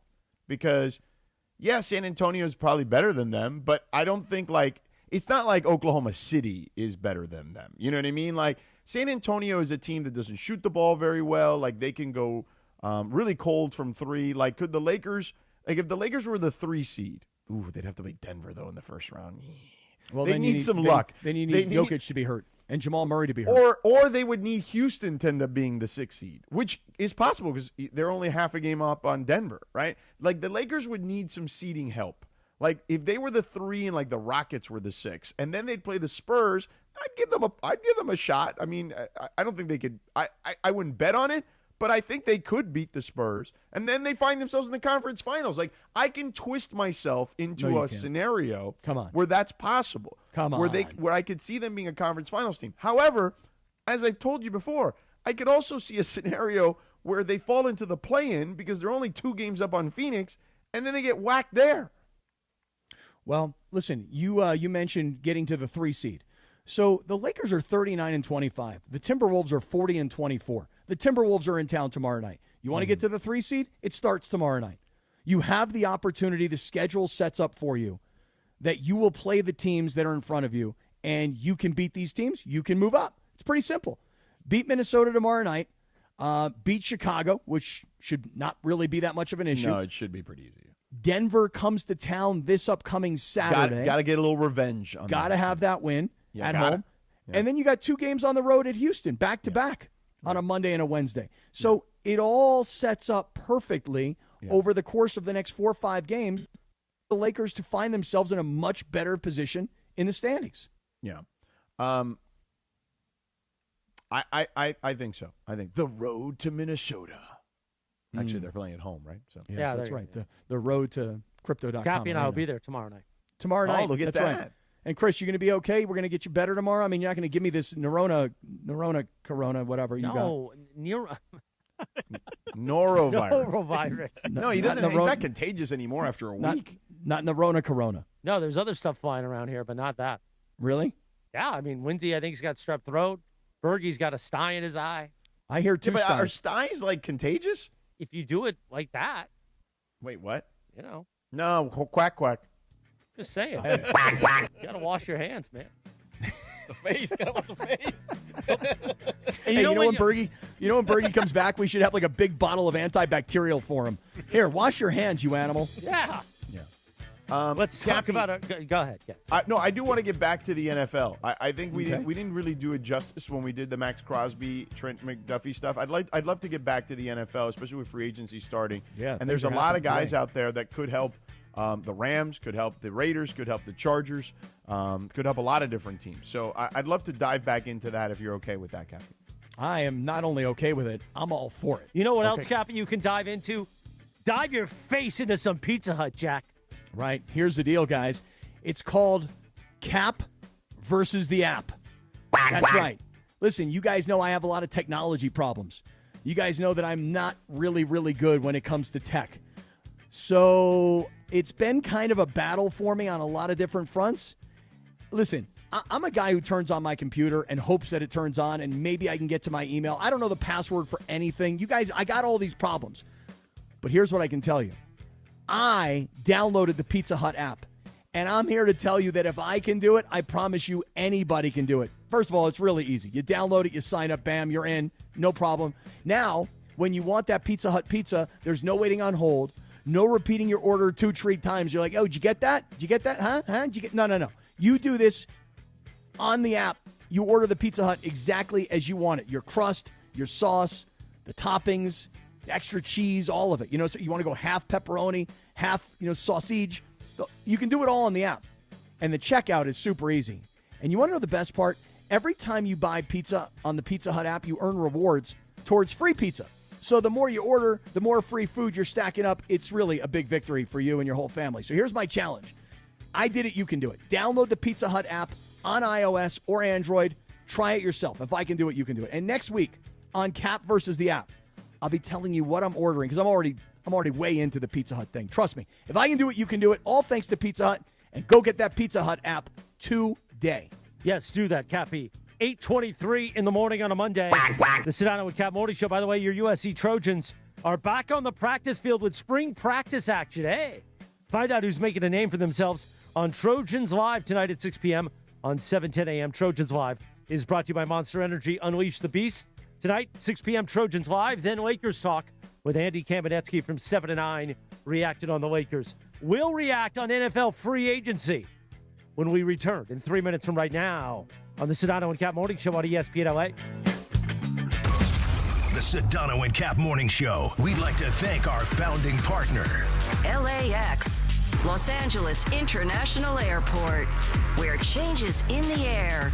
Learn more at lawa.org/ESPN. This is the Sedano and Kap Morning Show. Presented by Robinhood. He crosses, spins, pulls up. With Robinhood Prediction Markets, buy or sell your predictions all game long. No house odds, just you versus the market. Put your sports IQ to work. Trade every shot, block, steal, run, and moment that shifts the game. With Robinhood Prediction Markets, trade every play. Visit Robinhood.com/predict to start trading. Futures and cleared swaps trading involves significant risk and is not appropriate for everyone. Event contracts are offered by Robinhood Derivatives LLC, a registered futures commission merchant and swap firm.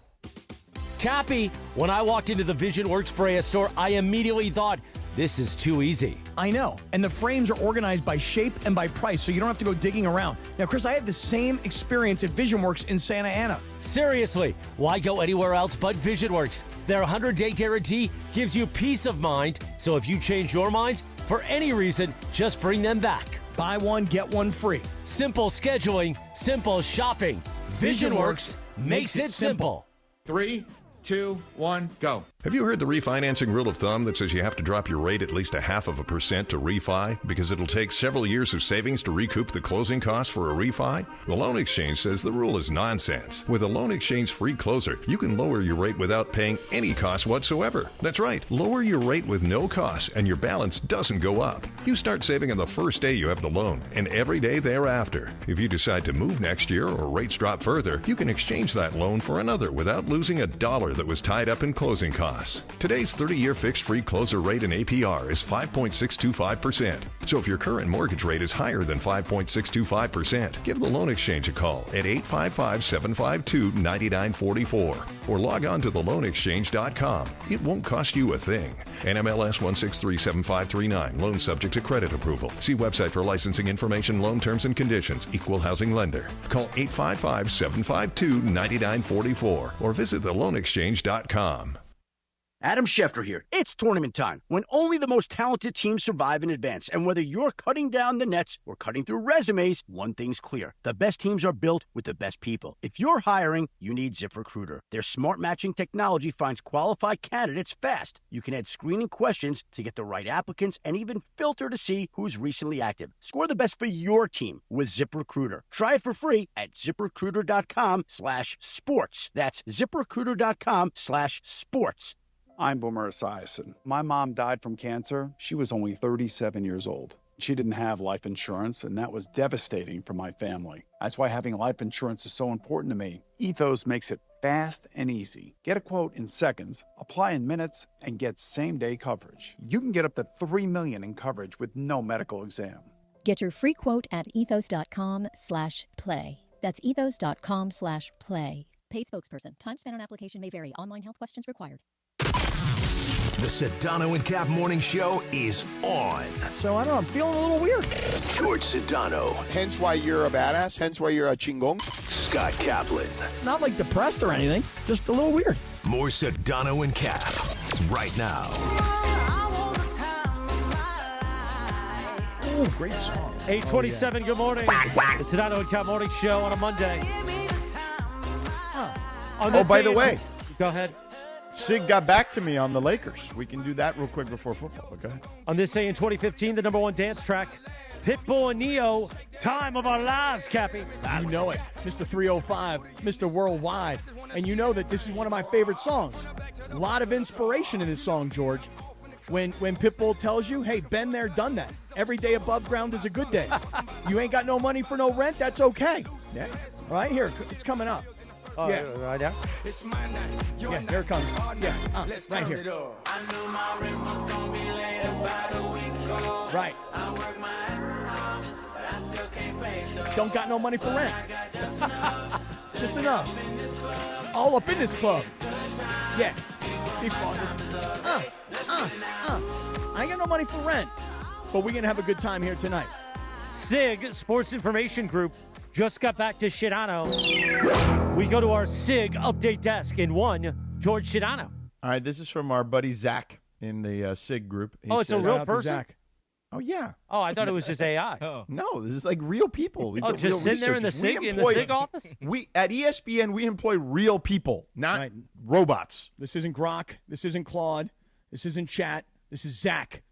Yeah, exactly. Zach, exactly Zach. Yeah. From SIG. Do you want me to read the email to you? Yeah, why not? Please. Sure. It says, George, I'm using opponents' current win percentage because the majority of these games came in October and November. Keep in mind, this could change by the end of the season, so based on the way teams will play. So anyway, of the 9-2 record that Luka and Reeves have without LeBron, okay, 11 games. With just Doncic and Reeves, they are 3-2 against teams that are currently 500 or better. They beat the Knicks yesterday, the Heat, and the Timberwolves, lost to the Thunder and the Warriors. Okay? That makes them 2-2 against teams that are currently 600 or better. The only change is removing the Heat. The other wins came against the Pacers, the Pelicans twice, the Bucks, the Hornets, and the Grizzlies. So there you have it.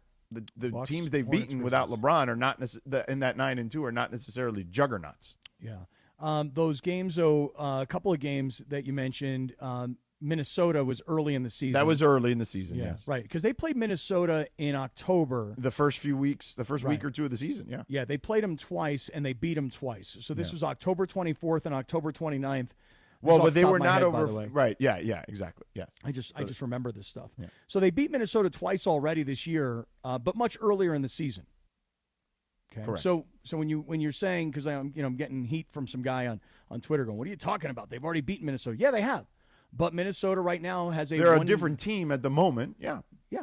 And for me, when I say let's see what's going to happen, we're now to this latter part of the year.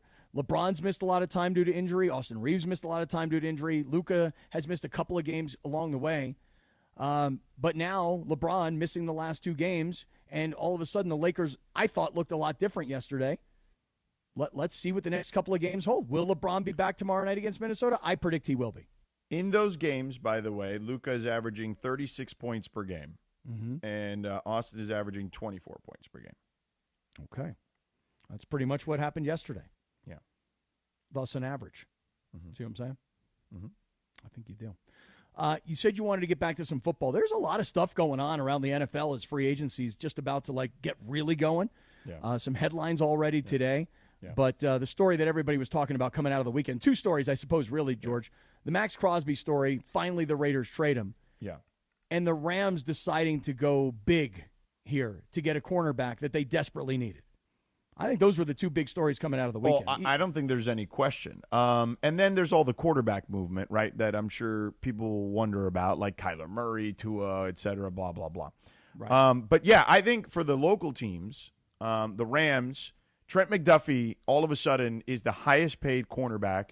And if you look at his resume, he deserves to be the highest paid cornerback, or at least the very least in the conversation. And as we know, a lot of this is based on timing too, right? Like he's one of the elite guys at the position, and his deal was up, and the Rams identified him as a guy that they look at that can be part of their future. And by future in the NFL, we're not talking about 10 years necessarily. Nope. I mean, they could be 3 or 4 years, basically. That's just kind of the way things work in the NFL. But he's a local guy, LA kid, gets to play for the home team, gets a brand new contract. Their biggest hole is corner. He now fills it, and they are the favorites to win the Super Bowl again. Yeah, listen, when you were as close as the Rams were to getting to the Super Bowl last year, and you lose in the NFC Championship game to a division rival on the road, and it's a game that really, honestly, you could go back and everybody will point to one play in the entire game. It's the beginning of the second half. The Rams defense, goes 3 and out against the Seattle offense. Seattle punts the ball, and the punt returner, I think it was Xavier Smith, drops the ball. Yeah, and Seattle gets the ball and goes in and scores a touchdown. And ultimately, that is the difference in the game. Now, there were a lot of other things that happened in that game. We all know that.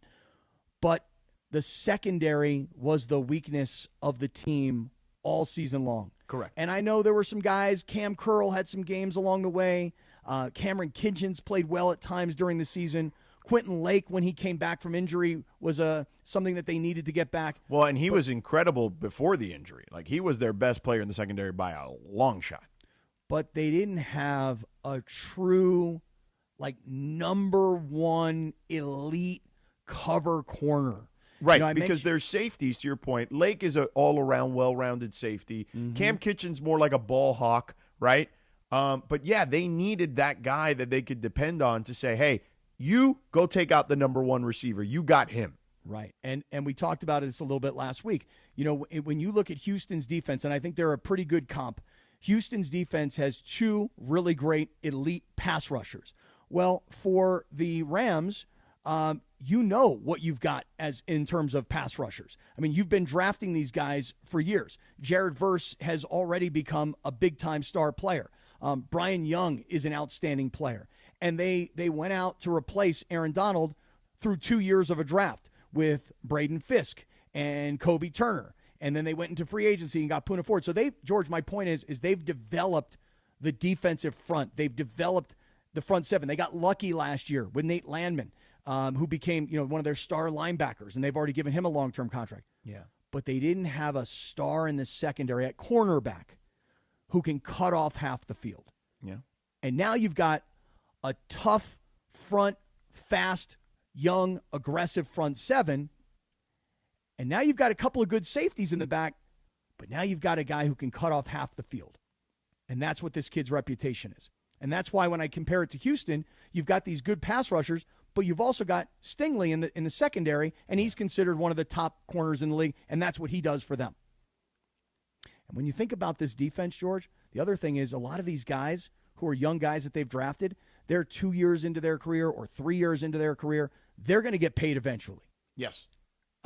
So now, again, another opportunity to load up and try and take advantage of Matthew Stafford, whatever time he's got left. What do we need to get better? What do we need to win now? We got to get better at the cornerback position. Let's go find ourselves an elite corner. And you know what? Screw it. Let's just freaking pay the guy. Not play him for a year, and then we'll figure it out. Pay him now. Now, let me ask you this, because Vegas odds have the Rams as the favorite to sign Tua as their backup. What do you make of that? I don't like it. Really? And I don't get it. Oh, I get it a ton. Tell me, sell me on it. He's one of the most accurate passers in the sport.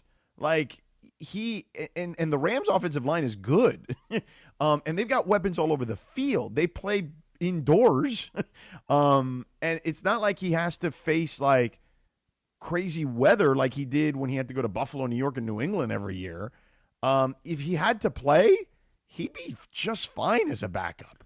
And you put him with McVay. I mean, listen, remember we thought Baker Mayfield was broken, and McVay fixed him in one game, and they came in literally off the plane and beat the Raiders. You know what I mean? Like, I mean, isn't that just like a little too much credit for McVay? I mean, it was like one game, and it was one very lucky play at the end of the game where it's like, hey, this is just like playing in the backyard. You go deep, I'll try and listen. hit You want to take credit away from McVay? I'm not going to be that guy. Yeah, okay, I think it's too much. All right, credit. listen. Too much credit. I'm going to make sure the next time he's on that I tell him you're the guy that took away the credit. Okay. And you know what he's going to say? He's going to say he's right because honestly, it was just one very lucky game. That's all. No, I don't that's not deserve what that he's much gonna credit. say. Yeah. I mean, he may defer, but we know in our hearts that it was him. Nah. Because Baker was broken, bro. Nah, I don't know about broken Baker. He wasn't broken. I mean, are you serious? He got fixed in one game, really? One game fixed his Dude, entire the career? Bucs signed him after that. He looked pretty damn good after that. Yeah, but what happened in 12 hours? McVay went, oh, hey, you don't know how to play the position. Here's how you do it. Now get out there and do this, what I told you? Come on.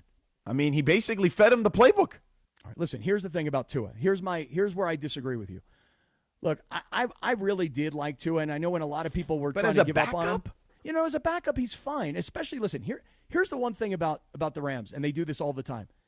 They love to take guys from other teams that are being paid by other teams. Right. Hey, if you're going to pay him $99 million and you guys are going to have all that money on your cap and he's an available free agent and I can get him for league minimum, I'll do that all day long. I mean, league minimum for a guy like Tua is under $1 million.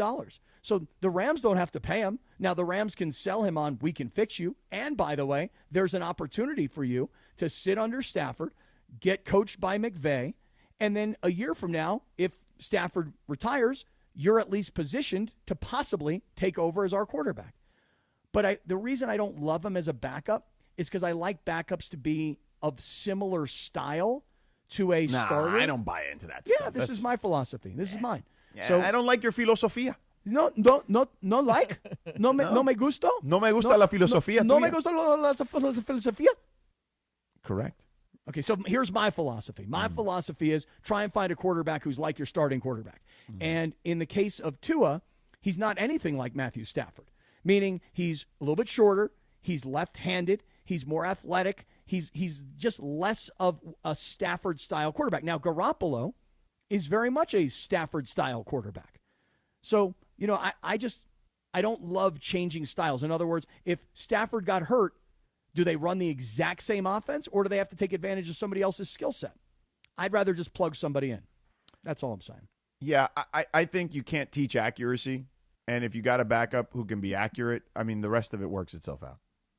Well, again, for free, that's essentially what you're getting Tua for free, whatever. Listen, I expect Jimmy Garoppolo probably going to have another opportunity somewhere else, but I'd love to see Jimmy Garoppolo stay. He's beautiful, man.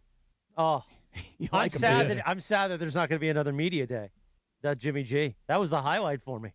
Don't give up on it yet. No, they're not going to pay him $11 million again. Nah, probably not. Not if you can get Tua for free. Yeah, and by the way, I would take Tua for free in a heartbeat. If you're at a backup, if you're playing a backup, the Rams have a bigger problem.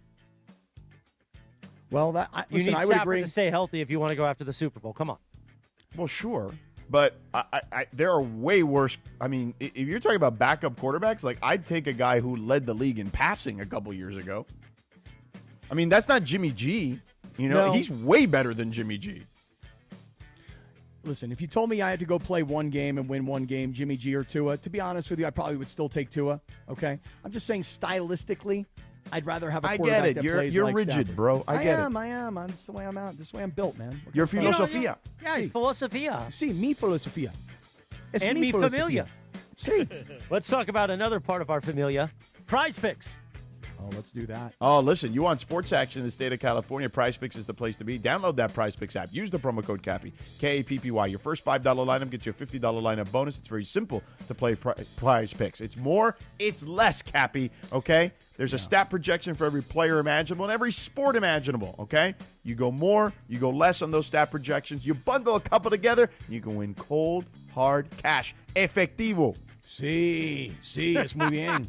Sí. Hey, listen, I want to say to all of our great listeners out there and viewers, you guys have made us the #1 most downloaded Prize Picks show in sports radio in America, okay? Nobody has more downloads than Sedano and Cap. All you have to do is download the Prize Picks app, use our code Cappy, K-A-P-P-Y, make your first $5 lineup, you get $50 in lineup. So for that, we thank you guys. However, I want to say this.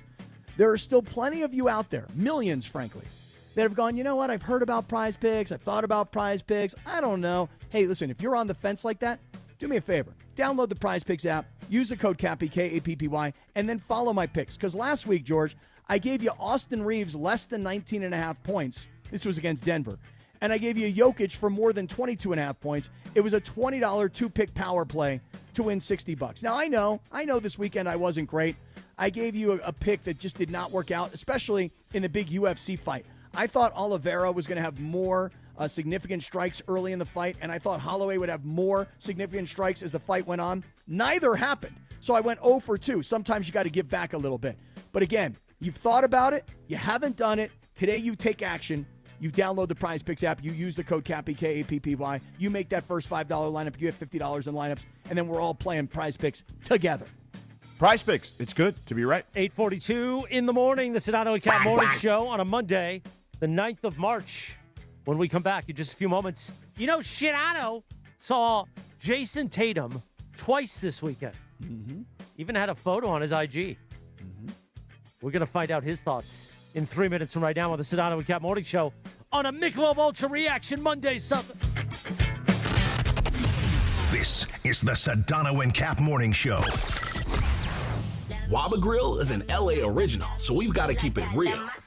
Real fresh with our Asian-inspired menu that's grilled to order every time. Real quality with our marinated proteins like hormone-free chicken, ribeye steak, wild-caught salmon, and shrimp. Head to Waba Grill for $5 happy hour, weekdays after 3 p.m., and try our new Chili Crisp dumplings, paired with a premium or beverage drink, like our delicious Thai tea, both for only $5. Only at Waba Grill. It's for you. Not sure what to do this week? The answer is always Cosm. Here's your Cosm calendar for the week of March 9th. If you're ready for some real baseball, Cosm brings you all the action of the World Baseball Classic Monday with Mexico taking on the USA. First pitch at 5. Tuesday at 4, the LA Kings travel to Beantown to face off against the Bruins. And Saturday, the Nuggets roll into LA to face the Lakers. Tip-off is 5:30 throughout the week. Check out Mystery by Cirque du Soleil. Reimagine in the Dome on a massive 87-foot wraparound LED display. How about something really fun? Willy Wonka and the Chocolate Factory is outstanding family fun, and have your mind blown watching The Matrix in shared reality. There's also a full menu of local food favorites, craft cocktails, and beers to enjoy at all the games, movies, and events. And the Cosm Deck offers incredible views and ambiance for date nights. Visit Cosm.com right now for a list of all events. That's Cosm.com, and that's your Cosm calendar for this week. That's your Cosm calendar. Hey, Laker fans, 2026 is the year of you when you suit up with National University to pursue a career-focused bachelor's or master's degree. Take your best shot with NU's Year of You scholarship and score up to $6,000 annually toward an industry-current bachelor's or master's degree. 4 or 8 week courses, flexible online options, plus free tutoring, career counseling, and more. Apply by March 31st at nu.edu. Terms and conditions apply. Shefty busy today as NFL free agency begins. By the way, join ESPN LA for a Lakers watch party and live remote broadcast next Monday, March 16th at Bar Louie in Downey. Yeah, you know the city of Downey. That's where I was conceived, Jack. Beto Duran goes live at 5 p.m. with Lakers pregame before tip-off. The Toyota Lakers countdown to tip-off with the people. Watch with fellow fans, enjoy ice-cold Michelob Ultra, and enter for a chance to win tickets and exclusive signed gear. Don't miss it. That's next Monday at Bar Louie in Downey with ESPN LA and Michelob Ultra, the official beer sponsor of your Los Angeles Lakers. Sedano and Kap Morning Show back in 1 minute, Jack. Switching to Progressive is a game-winning call. And that reminds us of other game-winning calls in the history of sports. So it was the fourth quarter and we're down by 5. Sweat pouring down my face. Suddenly it hit me. If only I could wrap part of the towel around my forehead.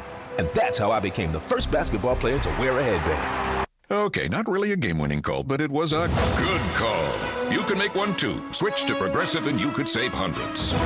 Progressive Casualty Insurance Company and affiliates, not available in all states. Empower. Ellie here is getting the sleeve she's always dreamed of. She worked with Empower and planned for her next move. So she got good at money. Now she can be a little bad. Oh, by the way, you spelled journey wrong. No worries.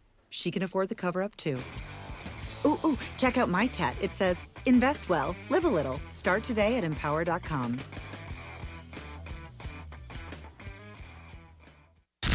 You're hanging out with the Sedano and Kap Morning Show. By the way, speaking of tap it, go tap the like button, you mongrels. Yeah, tap that like button, mongrels. Let's go. More Sedano and Kap right now. 8:47, good morning. Sedano and Kap Morning Show. Happy today, March 9th. Happy 44th birthday to Chingy. Oh, I love Chingy. Hey, Cappy, you know what this is? No, tell me. One of the Civic bangers, you know, with the 2 subs in the back. For sure, bro. Oh, really? Straight it's up. a Civic banger. Yeah, okay, exactly. gotcha. Okay. And who sings this song? Chingy. Chingy, bro. I don't know Yeah, who what Chingy you know is. about Cool. Chingy? This is really old, though. Yeah, Chingy don't register for me. Also on this day in 1984, Children of the Corn was released in theaters. Okay, kind of scary movie. Malachi! Yeah, Remember kind that of guy? scary? Yeah. Really He was scary. scared of Malachi, bro. Yeah. Scary Yeah. movie. I'm not into scary movies. Really? No, not really. What was that one movie where it was like shot in first person point of view, like in the woods? Oh, the Blair Witch Project. Yeah, that the was Blair like Witch. 30 years ago. Yeah, that Oh, one was dude, I pretty got scary. like motion sickness watching that movie in the theater. That was pretty scary. No, it wasn't that scary. It was just like motion sickness. I Well, was we had like, never seen something like that, you I know? was like, bro, I'm gonna vomit. I'll tell you the scariest probably for me was like the original Exorcist. Oh, that's was good one of the stuff. scariest. I love Yeah. that movie. Yeah. I like when her head turns around. Right. Yeah, and then she like throws up all over everybody. That was like me last week. Yeah, I'm not into scary movies that much, and I'm not into Chingy at all because I didn't even know who he was. Chingy. I better put Chingy into my Spotify and see what comes up. See if I can get into a little Chingy. There's not a lot there. No? It's not a large catalog, is what I was saying. No. All right. Well, I'll jam it in my Civic. He's got a belt buckle that says Chingy, though. I'm seeing it on YouTube right now. And your Civic going to Walmart. Is that right? Exactly. Or I'm picking up some new stuff. You know what I'm saying. Mm-hmm. Batteries. Exactly. You know. I was able to buy a sex toy in a Walmart. It's true. Luckily, the kids are in school now. Did you take the bag to Mammoth? No. Hey, save this for the YouTube hour. Come on. What are we doing here? No bag. Man, I'm just trying to get through the day, okay? I'm still sipping No Pedialyte. No in the terrestrial. No. I've gone through so much Pedialyte. And Pedialyte ain't cheap. No? No, How much it's is not. a bottle of Pedialyte? Like $7. Oh, Well, but it's a big bottle, too, isn't it? Yeah. You're not supposed to good. guzzle it. You just sip it. You sip it, yeah. You get a gallon of gas for nowadays for that. You know what I mean? In the last 2 weeks, my Costco went from like $4.45 a gallon to like $4.95 a gallon. I'm like, what happened? I think you'll here? be okay, Cappy. You're going to make it. Don't worry. You think so? Yeah, I think so. Man. I think you'll be okay. I don't know. Well, hey, listen, I'm taking the train this week. I'm planes, trains, and automobiles. I'm taking a plane. I took a car from South all the way to Mammoth. Now I'm taking a plane from Mammoth to Hawthorne. Anybody want to pick me up tonight at 6 o'clock at Hawthorne? And then I'm going to take a car. What plane are you taking to Hawthorne Airport? What do you mean? Is that PJ? Yeah, what is that? Wait. Are you really going to Hawthorne Airport? Yeah. That's right down the street from my house. Yeah, can you pick me up? We'll have dinner at your place. I thought you were having dinner with me. I'll hang out with Mateo. Well, I could change my plans. I'll watch USA versus Mexico with George and Mateo. You going to get down on that new turf, Sedano Kap? Kap? Yeah, I am. Yeah, I'm flying into Hawthorne, George. Flying in. My flight lands at like 6 o'clock today. You know, it's hard to get a flight out of Mammoth. You know, so it's not like they fly from Mammoth to LAX. So what are you flying? Literally, are you flying a prop plane? It is a pretty small plane. You want like that Richie Valens Oh, plane? you're flying advanced air. Correct. Yeah, that's right. Be careful. Well, one of our MCs last week heard me talk about this little airline, and they were wise to immediately call them like, "Hey, partnership time." I'm like, "Yes, sir. We need a partnership with Advanced Air." Yes, we do. So yeah, I'm flying in today. So is that the only airport they fly to here locally?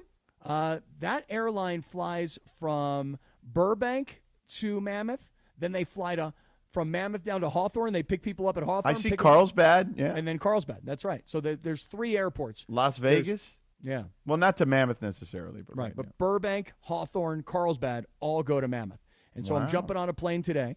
I'll fly down to Hawthorne. And then on Wednesday, then I'll take a train from Union Station down to South. Oh, you're going to do that train. You're in business class, right? Oh, well, yes. Oh, yeah, because they'll give you the little snack box. Box. Naturally. Real quick. You know what time it is? It's time to BB Go For It. In every game, someone gets the chance to guess which team will score the first 3-point basket. And last night, our BB Go For It contestant was Sam Wu from Covina. Shouts out, Sam Wu, who correctly guessed that the Lakers would hit the first 3. Let's hear the call from Johnny I. Rebound DeAndre Ayton, backwards to Luka, whips it to Reeves, 3-pointer by Austin, good. And that's exactly what you were talking about, Michael. He's going to get more shots tonight. Oh, yeah, he'll get at least 20 shots tonight. Nice work. You win a $100 BB Go gift card and are entered to win a trip to basketball's biggest stage. On Friday, our BB Go For It contestant was Ted Howard from Long Beach, who guessed that the Lakers hit the first 3. Incorrect, but you still win, Ted, a $50 BB Go gift card. Man, this copy's very confusing. Want to play? Listen to Mason in Ireland for your chance to win. Good luck from our friends at BB Go. Bring something different to the table. BB, go for it. Meanwhile, nicely done. Thank you. Stephanie and I are supposed to go to Chicago in May, and I still don't have a real ID or a passport. I'm working on both things right now. But I did some research on TSA Confirmed, which is basically you pay $45 and then you have 10 days on the app, and then you just walk in through TSA with that and your regular ID. So it's just a $45 fee, basically. So they scared everybody into getting the real ID. Right. And now you can actually pay if you were too lazy to get the real ID. As long as you have like a regular valid driver's license. Yeah. Gotcha. By the way, I'm doing some research as well. Business class from Union Station down to Solana Beach, $46 versus Coach $31 for the $15. Come on. Yeah, no, you got to do that. Plus, they get the snack box, Yeah, and you it's got not more even a question. room. You can work. Right. Oh, Sleep, it's nice. whatever. Because when you're in Coach, sometimes on those longer things, because remember, that train's coming down from somewhere. So sometimes you sit next to some odd people that are like from northern part of the country that are like, they got hats on and stuff. Maybe haven't showered in a few those, weeks. Those hat-wearing Northerners? Yeah, really? they don't like us in Southern California. So you got to watch out. Okay. All right, if you say so. I'll take that advice all day long. So, George, I am curious, if you don't mind, got a couple minutes here still terrestrially before we I'd head love over to to talk YouTube. WBC with you. Do you want to do something else? Well, no, I do want to talk WBC as well.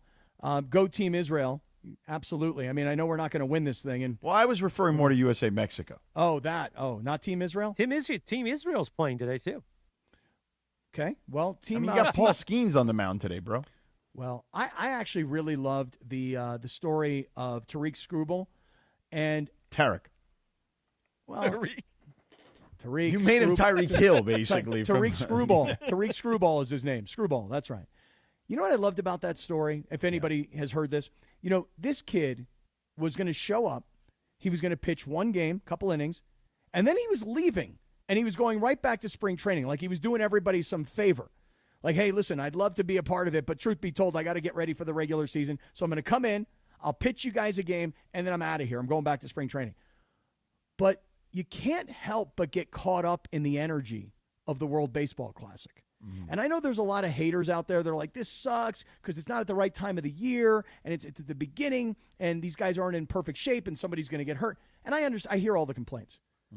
But, George, now you've heard that Tyreek Screwball is actually going to stay with Team USA. He's like, dude, I can't leave. Like, this is too exciting. This is too fun. This team is too awesome. And we're going to try and win a World Baseball Classic championship here. I don't want to go back to spring training. And this is a big game tonight against Mexico because I know I saw the stat that Mexico had beaten Team USA in the last World Baseball Classic and knocked them out, as I recall. We'll continue. If you say so. In the Okay, YouTube right. hour. If you say so. The Rich Eisen Show on a big NFL free agency day begins top of the hour terrestrially on 7:10 a.m. and on the app. We continue. You're listening to us on the app. Stay right there. And on YouTube at ESPN Los Angeles. We'll have fun and frivolity. We'll unpack WBC. Sedano will go, Plus fun and frivolity sucks. Come on now.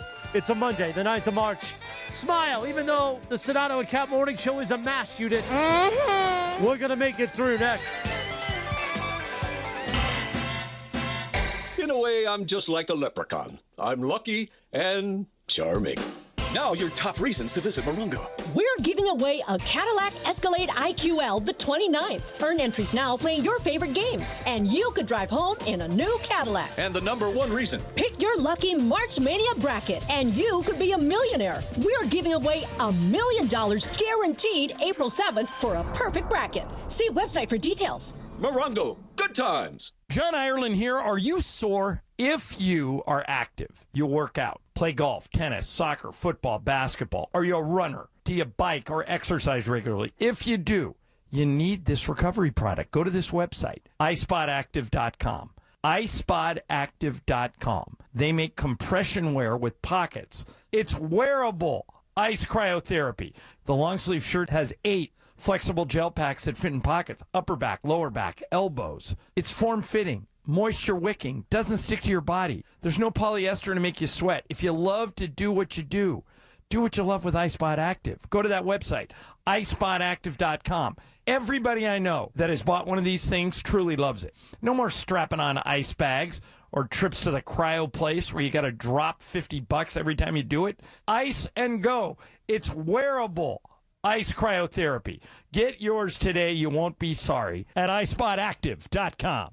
Have you heard the refinancing rule of thumb that says you have to drop your rate at least 0.5% to refi because it'll take several years of savings to recoup the closing costs for a refi? The Loan Exchange says the rule is nonsense. With a Loan Exchange free closer, you can lower your rate without paying any cost whatsoever. That's right, lower your rate with no cost and your balance doesn't go up. You start saving on the first day you have the loan and every day thereafter. If you decide to move next year or rates drop further, you can exchange that loan for another without losing $1 that was tied up in closing costs. costs. Today's 30-year fixed-free closer rate in APR is 5.625%. So if your current mortgage rate is higher than 5.625%, give the Loan Exchange a call at 855-752-9944 or log on to theloanexchange.com. It won't cost you a thing. NMLS 1637539. Loan subject to credit approval. See website for licensing information, loan terms and conditions. Equal housing lender. Call 855-752-9944 or visit theloanexchange.com.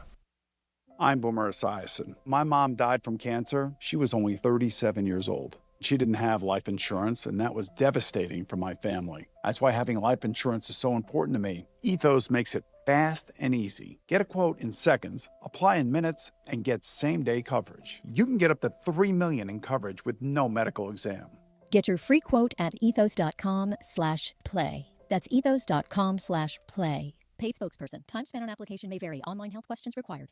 Evan Cohen here. In life, as in sports, the pros make it look easy. That's why pro golfers like Jason Day, Ben Griffin, and Patton Kazire trust the pros in lawn care. True Green. They have the experience and expertise to give you a lawn worthy of the PGA Tour. And since True Green does the work for you, you get more free time, or more tee times. So stop stressing over your lawn and start loving it. Sign up now at TrueGreen.com because nobody makes it easier to get a golf course quality lawn than True Green, the official lawn care treatment provider of the PGA Tour. Hi, this is Sean McVay of your LA Rams. The Rams play here.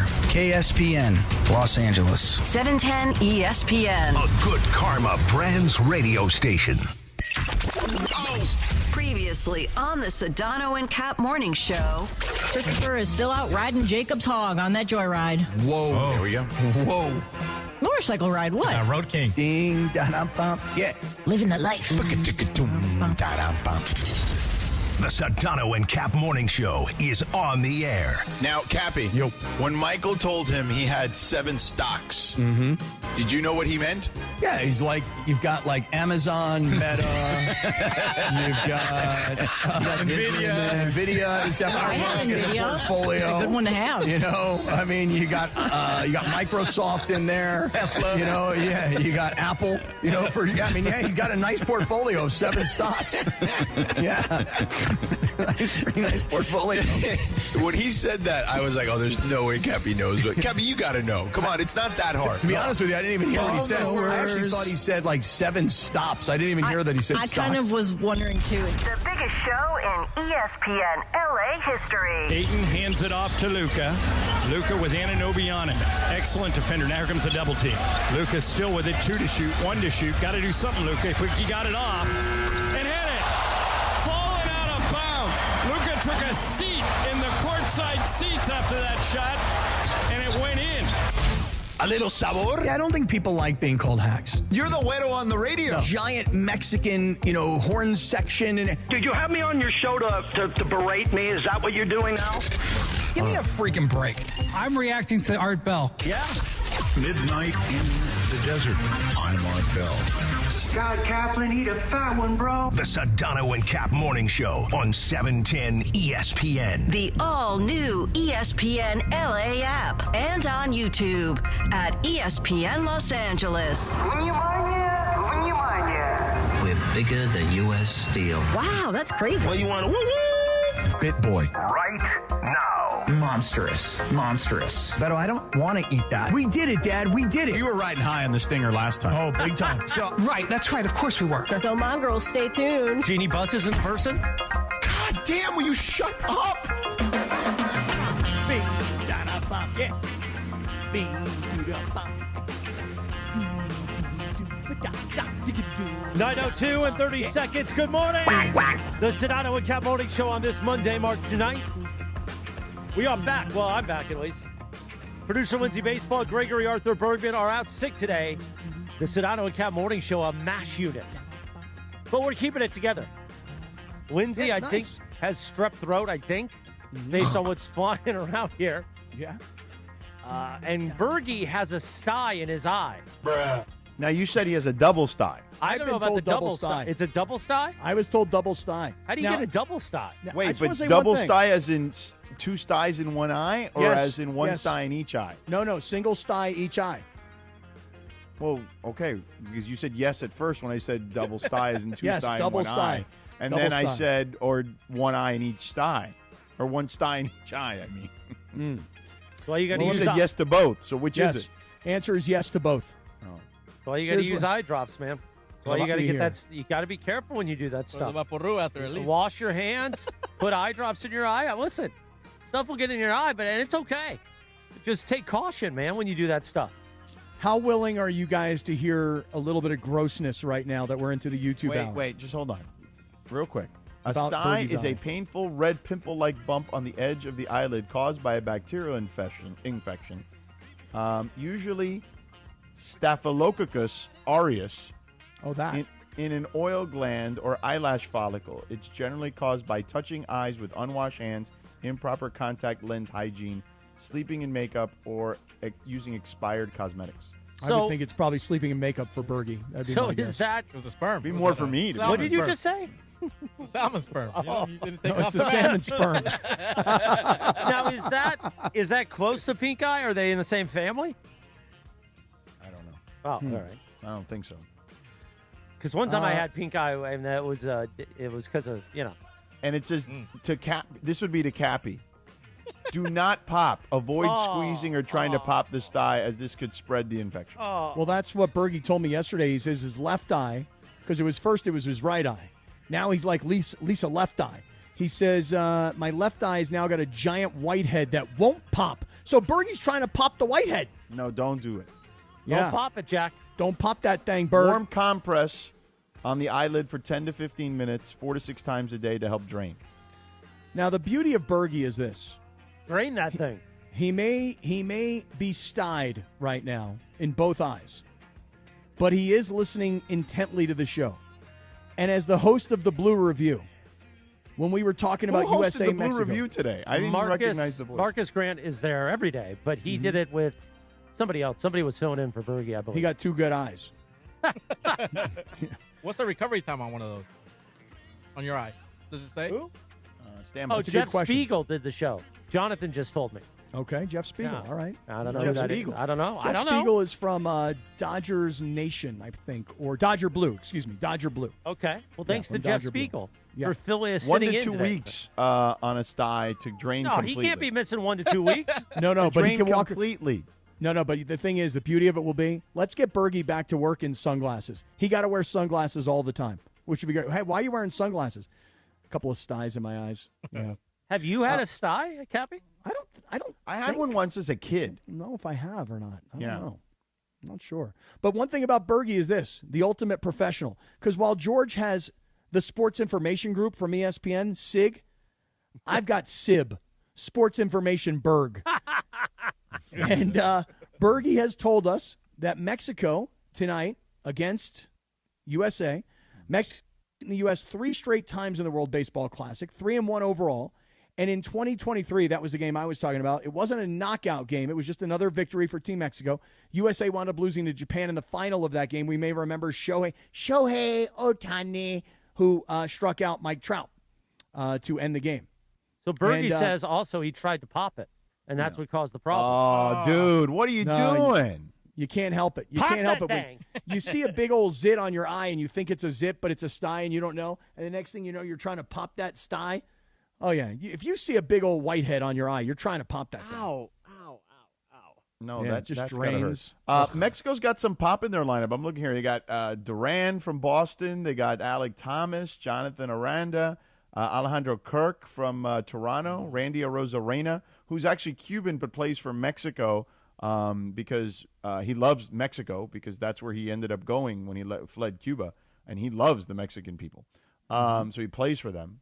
Yeah, and Joey Ortiz. Hey, Joey. Oh, you're my brother, right, Joey? Come on, Joey. Throw the refrigerator over my head, will you, please, By the way, Joey? gentlemen, remember at 10 a.m. we've got to do some spots. Be Oh, about really? 5 to 7 minutes. 5 to really? 7, eh? Yeah. We've got Not 2 6 to 7. 60s, I thought we 2 just did 30s. it in the YouTube hour. I thought that's how Not we always do spots. things. Those are just liners. No. Oh, no. We got I'm 2 doing it. 60s, 2 30s, 2 15s. We're not going to do that in the YouTube. 2 hour. 60s, 2 30s, 2 15s? Yep. Wow. Actually, 4 15s total. 2 4 for each of 15s. That's actually a full 60. 2 for each of you.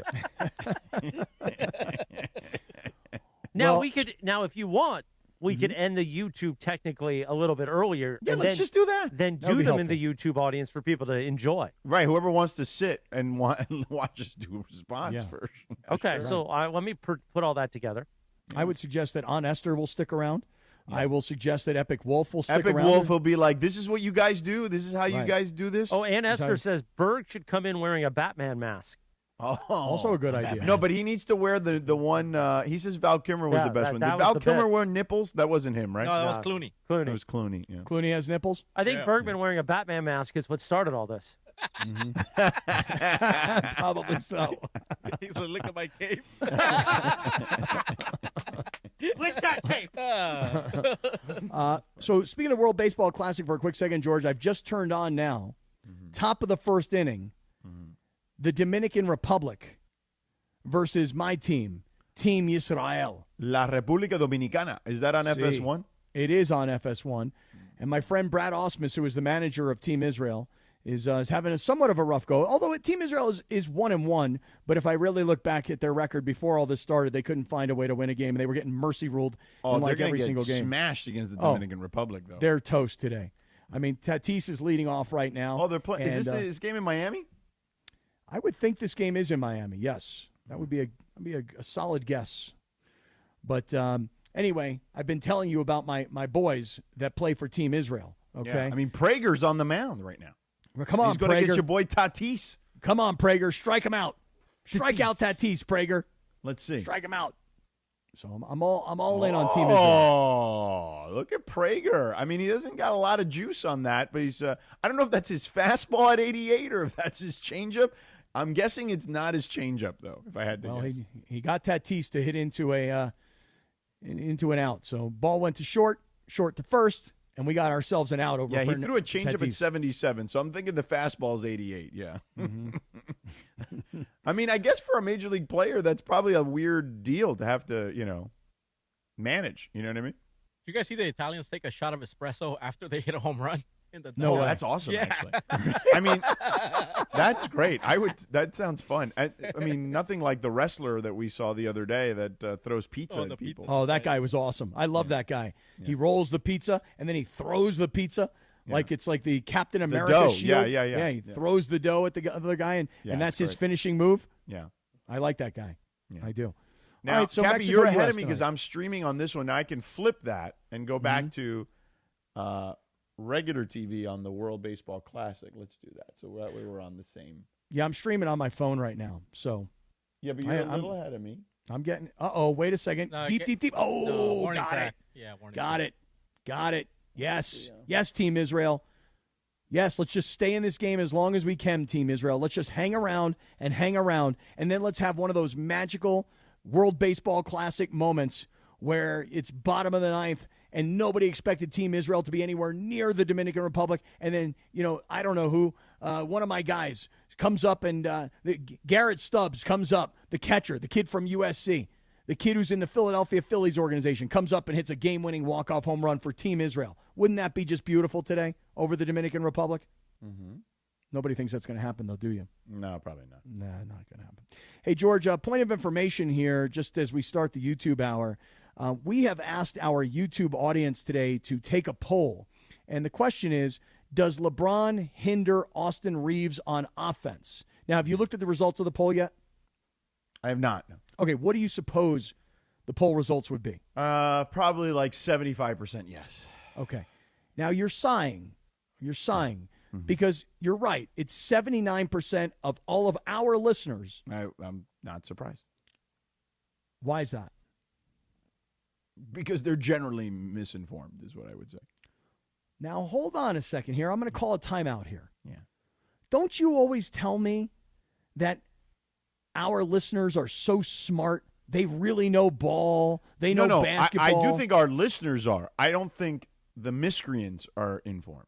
Okay, so the YouTube miscreants are not our listeners. Well, I would say they're a very small percentage of our listeners. They are our most diehard listeners. Does not make them the most intellectual of the listeners, is what I would say. So, now, so there you're are saying, a few listeners in that group that are really smart. But I do believe that that's just one of those things that Yeah, I mean, does it hurt Austin? Well, I would also make the case it hurts LeBron when Austin, the way they're playing too. So, what's good for the goose is good for the gander there. All I know is this. You always tell me how smart all of our listeners are when it comes to basketball. Our listeners are smart. I don't agree. I think they're a bunch of dummies myself, but that's just me. Our listeners are smart because I talk to actual listeners when I run into them on the street. And they are very, very well versed in a lot of these cases. These guys here, they are rabble rousers. Okay. You hear that, guys? For the most part. Not all of them. You hear that, Ruben Flores? Yeah. You hear that, Reddit senior assistant? You hear that, Peter Tollner? You guys are Epic Wolf. You guys are rabble rousers. Well, you Epic guys don't Wolf know is ball. definitely a rabble rouser. You hear that? I don't know about Peter Tollner. I haven't really documented his Well, he work don't know previously. nothing about no ball. I can tell you that right now. Well, maybe he does. I don't know. Well, here's my point. I think Pete is that Phil guy. Which Phil guy? That Phil guy who doesn't like Bergman. Oh, really? Why doesn't he like Bergman? It's a long story that we don't want to get into given the times that are going on in the world. Oh, really? Okay. Yeah. I don't know what any of that means. I don't know what that means, but I definitely don't want to get into it then. Yeah. Okay, tonight when we're watching the later innings of USA versus Mexico. By the way, Dog. there's no chance you're getting from Hawthorne Airport to downtown in an hour. What are you talking about? Hawthorne Airport's right off the 105. At Less 6 than p.m.? an hour. Really? Yeah, 30 minutes. All right. 30 minutes. Yeah, dude, especially if he takes the fast And track. you can't make me cheat. Cardiac Cobb tonight for me. Okay, cardiac Cobb for you. Yeah, and by the way, George, I don't know about the fast track. If my Uber driver has a fast track, then we'll take it. But that's what I'm doing. I'm going from Mammoth to Hawthorne Airport. I land. I'm going to get an Uber which you have generously offered earlier, unless you want to pick me up. Would you like to pick me up? Not really. Come on, man. I'd pick you up. I mean, I would, but then I got to take you downtown, and then I got to come back.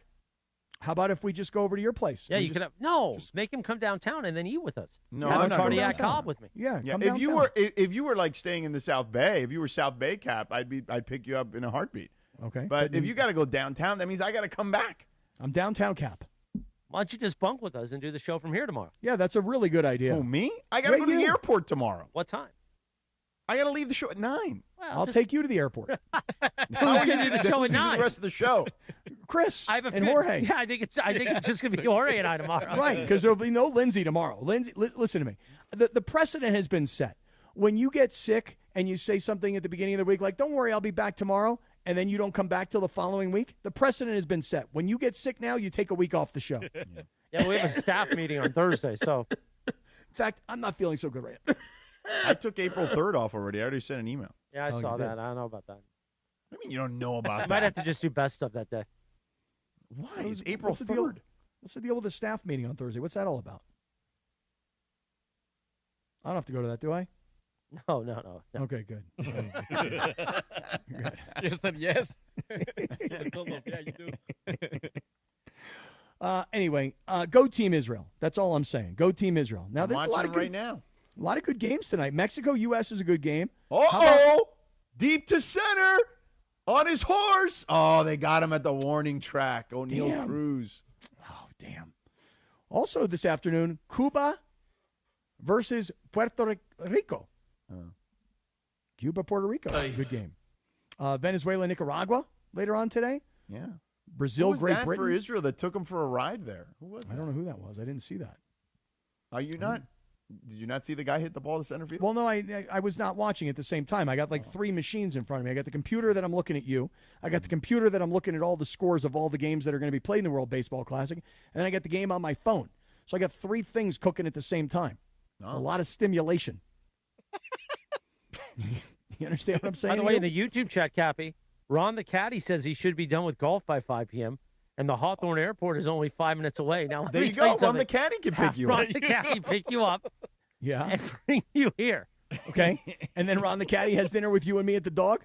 Yeah, why not? I mean, it will be amazing. Ron the Caddy, doesn't he like caddy for like Justin Herbert all the time or whatever? Here's the only problem, though. You and I are pretty well known at the Dog. Yeah. And Ron the Caddy could get us on a band list forever. Yeah, I know. So probably I know. not great for a Monday night with Ron the Caddy. Yeah.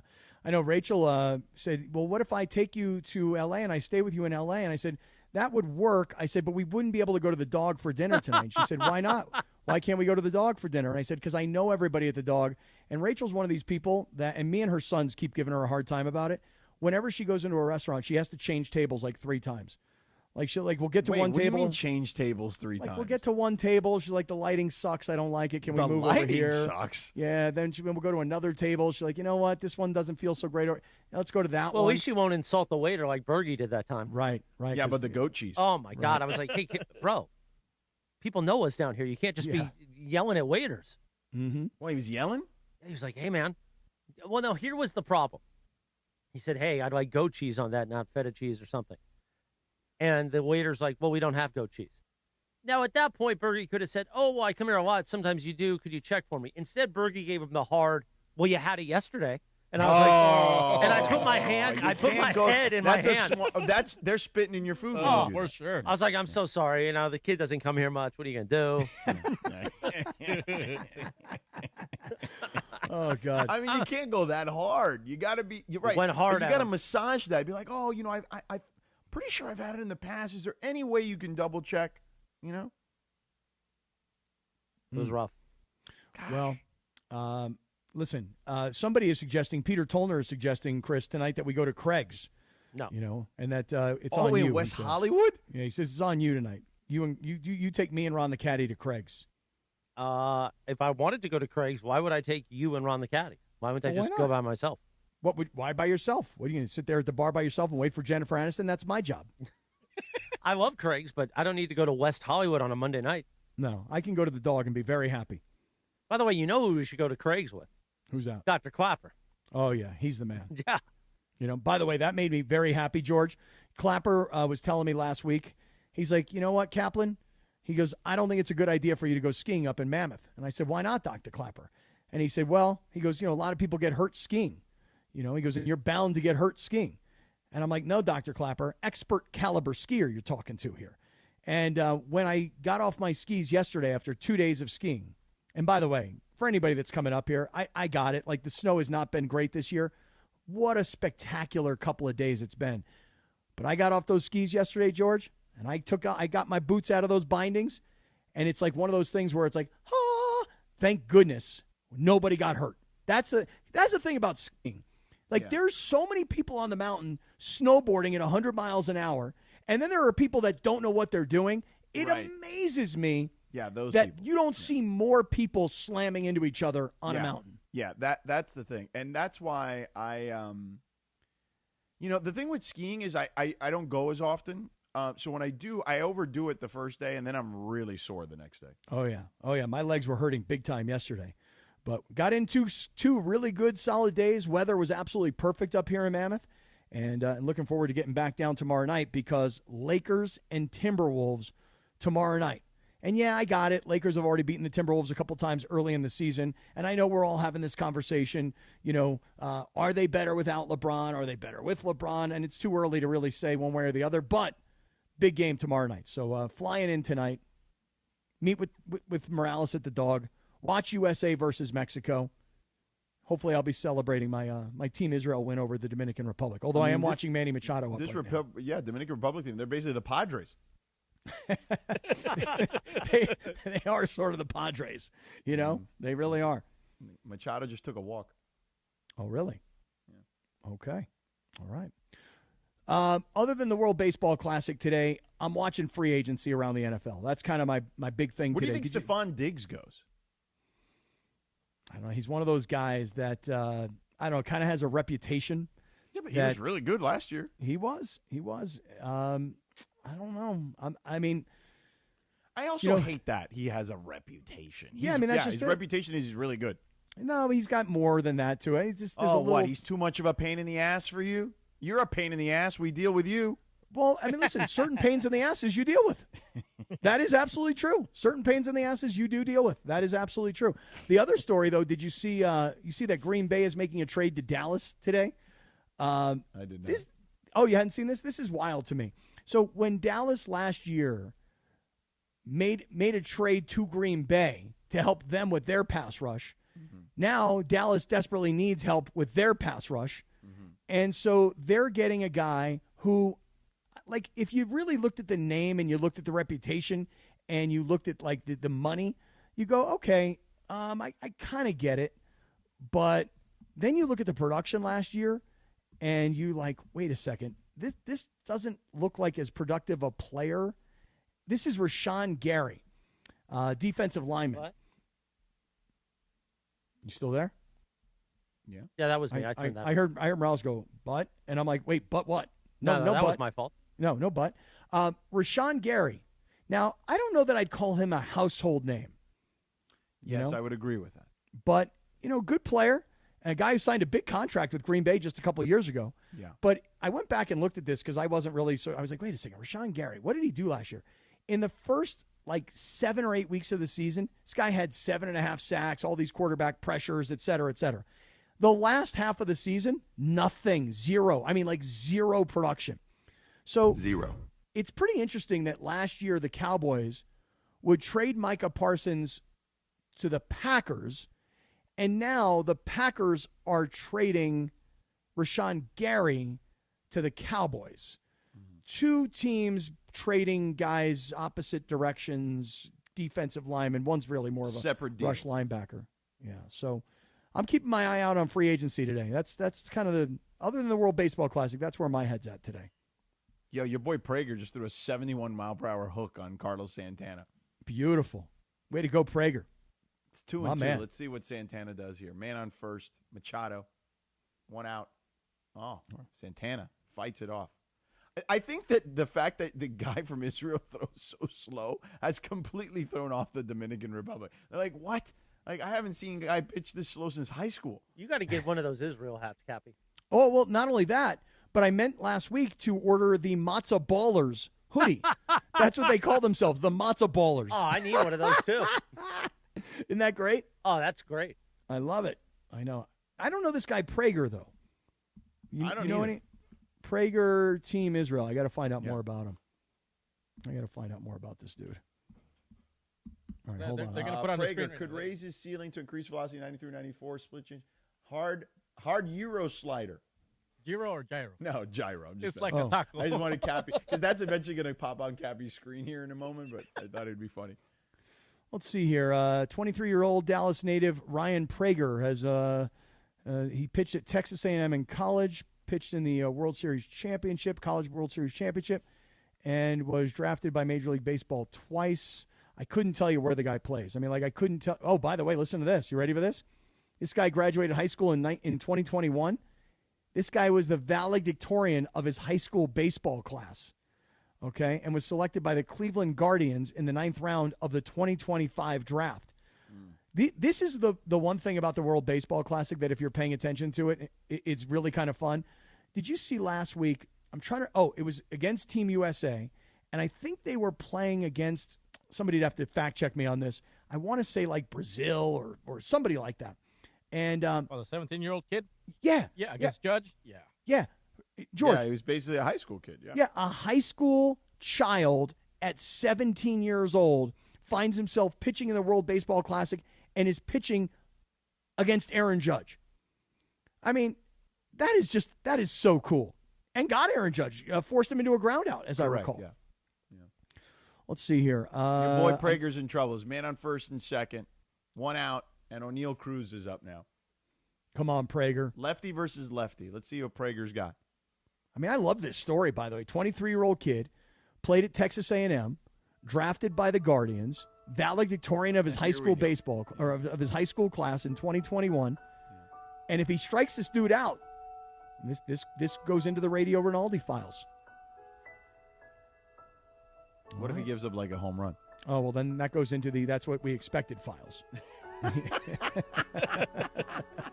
Hey, George, my boy Prager, bar mitzvahed in 2015. Oh, wow. Look at Oh, that. yeah. Oh, yeah. Mazel Was even a member of the congregation Temple Emmanuel down in Dallas, Texas. I feel like there's a Temple Emmanuel everywhere, though. Oh, yeah, for sure. He's pitching so slow that these guys they don't know what to do. Like, they honestly, anytime they swing, they're like, wait, what? That's it? 79? His dad, Howard Prager, played college baseball at UT Arlington and was drafted by the Houston Astros in 1989. Spent 6 seasons in the Astros and Cardinals organizations. Got to AAA with St. Louis. Didn't make it, though, past 1995. Yeah. Well, he's got a 3-1 count on O'Neal Cruz. I feel like if you're 3-1, right? Are you taking there or are you swinging dead red? if you're O'Neal Cruz. Oh, I'm swinging. Oh, by the way, this young man competed in the Maccabi games as a teenager in St. Louis, in Birmingham, and in Orange County, where we just hosted walked the the Maccabi bases games. loaded. Oh, no. Wonder if my son played against this kid, because my son played in all those. Your son played in the St. Louis. Maccabi games? Yeah, in St. Louis and in Orange County. Yeah. That's right, he did. Oh, boy. Bases are loaded, 1 out. Not good for Prager. Oh, no. This could be really bad for your Radio Rinaldi. By the way, I'm getting all this information on a publication called the Texas Jewish Post. Oh, and I've just checked. They don't have that vast of an audience. They're only getting about 7,500 page views per month. So, not exactly the New York Times, if you know what I'm saying. Oh, I feel like beautiful. your merch store gets similar numbers, right? I wish we had those kinds of numbers. Believe me, Really? then we'd sell some merch. You know, Come on. Hey, I like what's going on the mound here right now. Prager's having a conversation with Goldberg. Yeah. Goldberg is the pitching coach. I didn't realize that Goldberg had gone from the wrestling world Different now. Goldberg. Oh, it's a different guy? It was that Goldberg. Yeah, because I only could see him from the back. Looked like he had nice big shoulders, nice strong traps. You know, Goldberg walked out to Prager and goes, "He's next." You know, that kind of a deal. Wrestling reference, people. man. Wrestling reference. Well, if she was here, we'd be doing the Lindsay segment, brought to you by Hernandez Wholesale Flooring. If you're in the market for new flooring, shop at Hernandez Wholesale Flooring, where every day is a deal, no gimmicks. Call 866-624-FLOOR or go to HernandezWholesaleFlooring.net. No sale beats wholesale. Homeboy. Also, let me tell you this. It's a Michelob Ultra Reaction Monday. We're reacting to a massive victory over the Knicks at home and leading up to Lakers talk tonight at 7 p.m. with Andy Kamenetsky. Reaction Monday is brought to you by Michelob Ultra, a superior taste worth playing for, the official beer sponsor of the Los Angeles Lakers. Prager struck out Agustin Ramirez with the bases loaded. Yes. 2 outs now. Mazel tov. Let's go, bro. But you know what it is? Agustin Ramirez is like, bro, this guy pitches so slow. I'm just going to swing at everything. And it's like, God, it's so slow. Yeah, but what pitch is so slow? Is it? They're all in the 70s, dude. Like, he can't even break 80 in some of these. Yeah, but I mean, like, you see sometimes in major leagues, like, there's some guys that have, like, a knuckleball that is very hard to hit. These are like change-ups, I guess. I don't This know, kid's but out there throwing the matzo ball. that is it right there. Hey, listen, you know you scout the other team. You don't want to throw these guys 95-mile-an-hour fastballs. Well, I don't think he can get there is the point. Well, I mean, listen, the guy's got the track record. The guy's got, played in the College World Series at Texas A&M. This guy played the highest level of college baseball, was drafted in the 9th round by the Guardians, was drafted twice in the Major League Draft. So he's got the credentials. Geraldo Perdomo from the Diamondbacks, who's one of the best players with runners in scoring position this last season. So, come on, Prager. Get him, Prager. It's 3-0. He's about to walk in a run. Oh, no. Oh, no. See, I think I'm a little behind you now. Now I've got 3-0 bases No, loaded. you are behind me because I switched to the DirecTV. I think he got the benefit of the doubt on that one. Oof. They gave him a strike call. It was a little high, I thought. 3-1, hitters count. Come on, Prager. Oh, that was definitely a strike. Wasn't high. I'm watching. I'm a few seconds He walked behind in a you. run. Gosh darn it. Come on, Prager. You got to get us out of this first inning, and the bro. Dominican fans are going nuts there. Like, they're in Miami for sure. They're showing the fans. They're waving the flags. They're going bonkers now. That atmosphere has got to be great. Oh, Prager. Come on, Prager. So Manny Machado scores. Mm-hmm. Cappy, would you wear one of those mitts if you were running the bases? You like see what those kind of- mitts? Oh, you mean like the oven slide mitts? so nobody like steps on you? Yeah, I'd probably wear one of those. I want to take good care of my hands, because I bite my fingernails a lot. Oh, So, boy. Fernando Tatis is up with the bases loaded now. Tatis is already back up. He's already gone through the lineup. He's back up. Oh, no. Oh, this is no I good. fouled one off. No good. No good. Yeah. Hey, did I just see? Listen to this. How about this? You ready? Just breaking news for a quick second here. Yeah. NFL free agency news. I'm following this right now as we're on the air. Yeah. Kenneth Walker III, the MVP of the Super Bowl, signs with the Kansas City Chiefs. Oh, yeah. I saw that. It's on McAfee. Yeah. Yeah. I'm watching it let's now. see here. They're because Adam Schefter's and these guys are all at McAfee's studio. Schrager, Orlovsky, McAfee, Shefty. They're all there in Indianapolis with him. They got Shefty and like his Oh own, my God, Fernando Tatis! Tatis, deep to left field. It's gone. A grand slam off of Prager, and the Dominican Republic takes a 5-0 lead in the top of the second here in Pool D. Oh, no. Oh, no.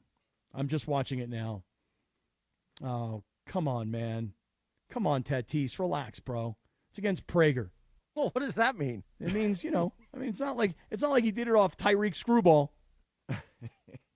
Oh, and here comes the dance around third base. There it is. I stole that dance when I hit my home run at our Celebrity All-Star game.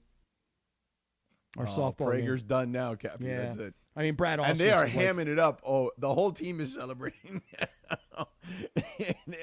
Prager's gone. That's it. They're yanking him. Prager. Poor guy. He gave up 1 hit, 5 runs. Do you know how hard that is to do in 1 2/3 innings? I could do that. 5 runs, 1 hit. The 1 hit was the home run, the grand slam. You're playing against certain teams, Japan, Dominican Republic, U.S. You're playing against like massive Major League Baseball all-star teams. And now you got a kid who's fresh out of college who hasn't even made it to the major leagues yet. That's what you get. That's like a high school kid pitching to a major leaguer. We just talked about the 17-year-old that got Judge into a ground ball, but that's a rarity, I mean, Judge was probably licking his chops going, come on, kid, just put one down here so I can hit this home run. And that's what my guy Prager just did. Come on, Prager. Oh, man. Oh, shame. Tough one for you, Cappy. Meanwhile, let me tell you this. The Sedano and Kap Morning Show, the official personal injury attorney, and makes the YouTube hour possible, the great Jacob Imrani. If you're injured in an accident, call Jacob, 800-345-6789. That's 800-345-6789, or call jacob.com. I like how people in our YouTube chat are saying what I'm saying, which is, oy vey, Prager gave up that massive bomb, that grand slam to freaking Tatis. Oy vey is right. You guys got that right. As soon as he swung, he knew that was gone, dude. It was a no-doubter. He crushed it. He did. He's like, enough of this 78-mile-per-hour nonsense. Yeah, this is batting practice. I'm done with the World Baseball Classic now because it's not even through the first inning. We haven't the first half of the first inning. So now I'm going back to Pat. Come on, Cappy. You're taking a lot of hits. Kenneth Walker. You're taking a lot of hits on that mammoth Comrex. You're fine. You need a bigger pipe up there. Well, am I taking a lot of hits? You were there for a second. for just a second. Chris is exaggerating. Not terrible. Now, is this World Baseball Classic USA-Mexico, is that on Big Fox? Yeah, Big Fox. Oh. Yeah. Here's another story. Alec Pierce, the wide receiver from the Colts. I know you've brought his name up in the past, he's good. George.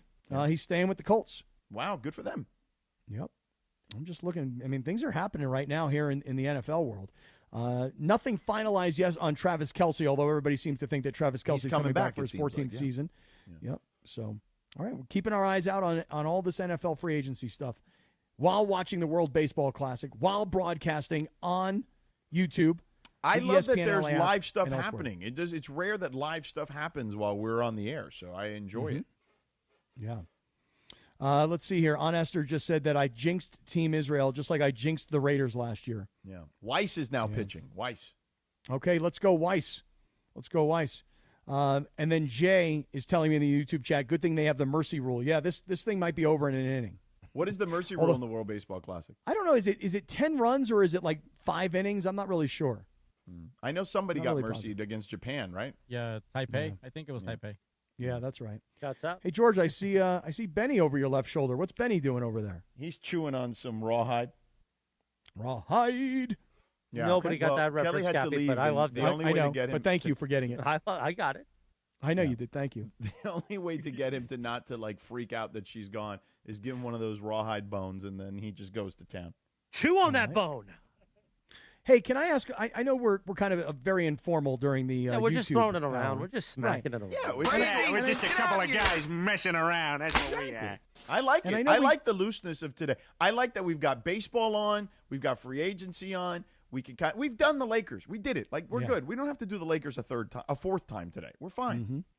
So can I just ask if you guys don't mind? Because I know we said we might bail a little early because we got a bunch of spots and things to do. Uh-huh. Can I get to my dealer's choice early today? Because this will not I won't make it. This story won't make it if I don't do it, and I don't spread out a little bit on it. Spread this thing. All right, here deal goes. time for no. Wait, we got a Shefty tweet. Oh wait, we got a Shefty tweet. Hold on.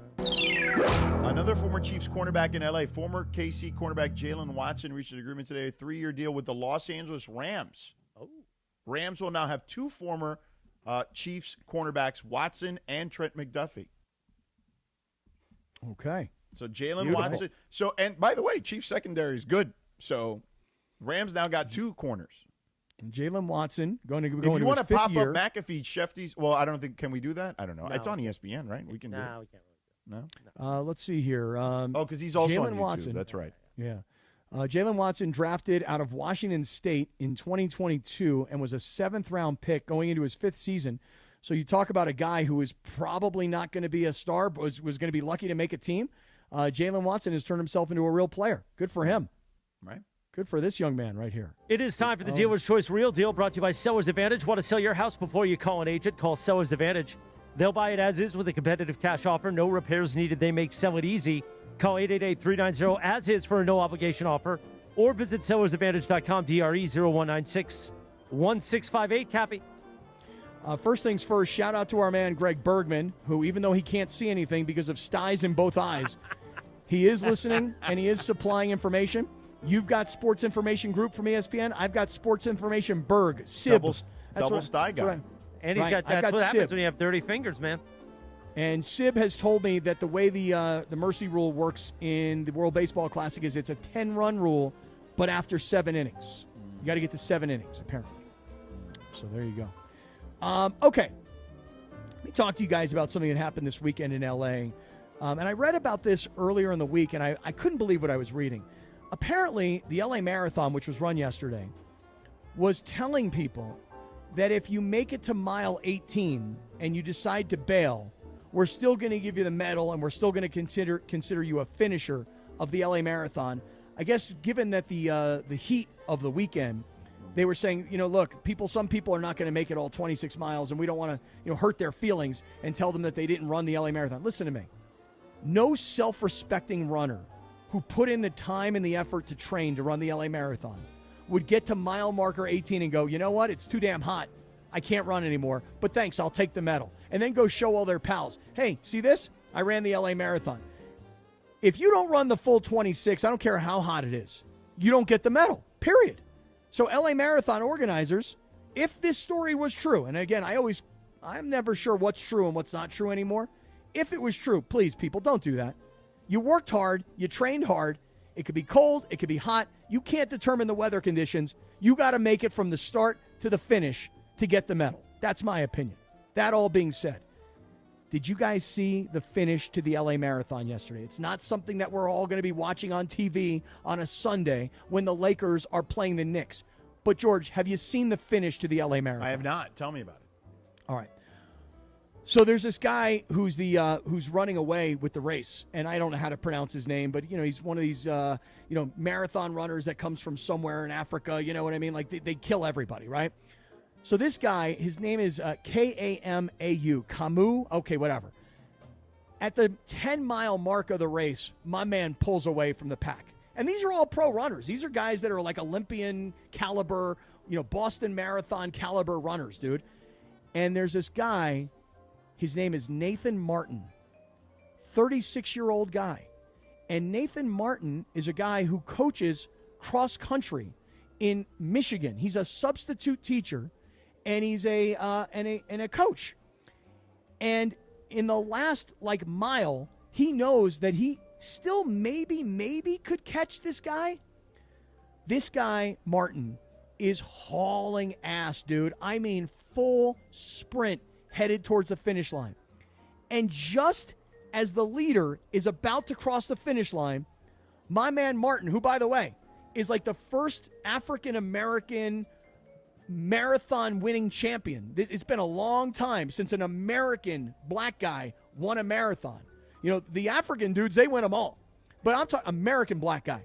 And this guy, in the last second, when I say second, I don't mean like he caught him and passed him and it was 5 steps later. I mean these guys were touching the wire at the exact same time. It's an incredibly dramatic finish to the race. Now, here is the man, Martin is his name, Nathan Martin.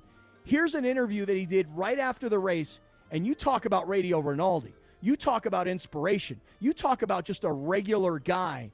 And listen, this guy's been, an Olympic trialist, and this guy's he's an accomplished marathon runner. But listen to his interview after winning the LA Marathon yesterday. When did you really start closing in? Because I'm standing here at the finish line, and I saw that the person who finished second was leading for a really long time in this race. Yeah, so he kind of took off, and it was just a pack of like 5 or 6 of us, and we just started grinding together. We were switching off the lead, trying to close the gap, and around mile 5, I just kind of took off, and nobody went with me, and so I said, hey, I have to push, I have to fight, and let's see what happens. And I wasn't thinking at that point about winning. It was just making sure I gave the effort I have, and around a mile was when I saw I had a chance, and I went forward, and it worked out. So. As an African-American distance runner, do you have a message? Because we don't really see too many people who look like you or I win marathons. Hey, just never give up and never assume what you're supposed to be good at. Always test yourself, always find new opportunities, because it's not about necessarily what you like to do or what feels fun. It's what you're good at and what you're willing to challenge yourself to achieve, and you can accomplish a lot of amazing things. So. Anything else you'd like to add about this historic moment?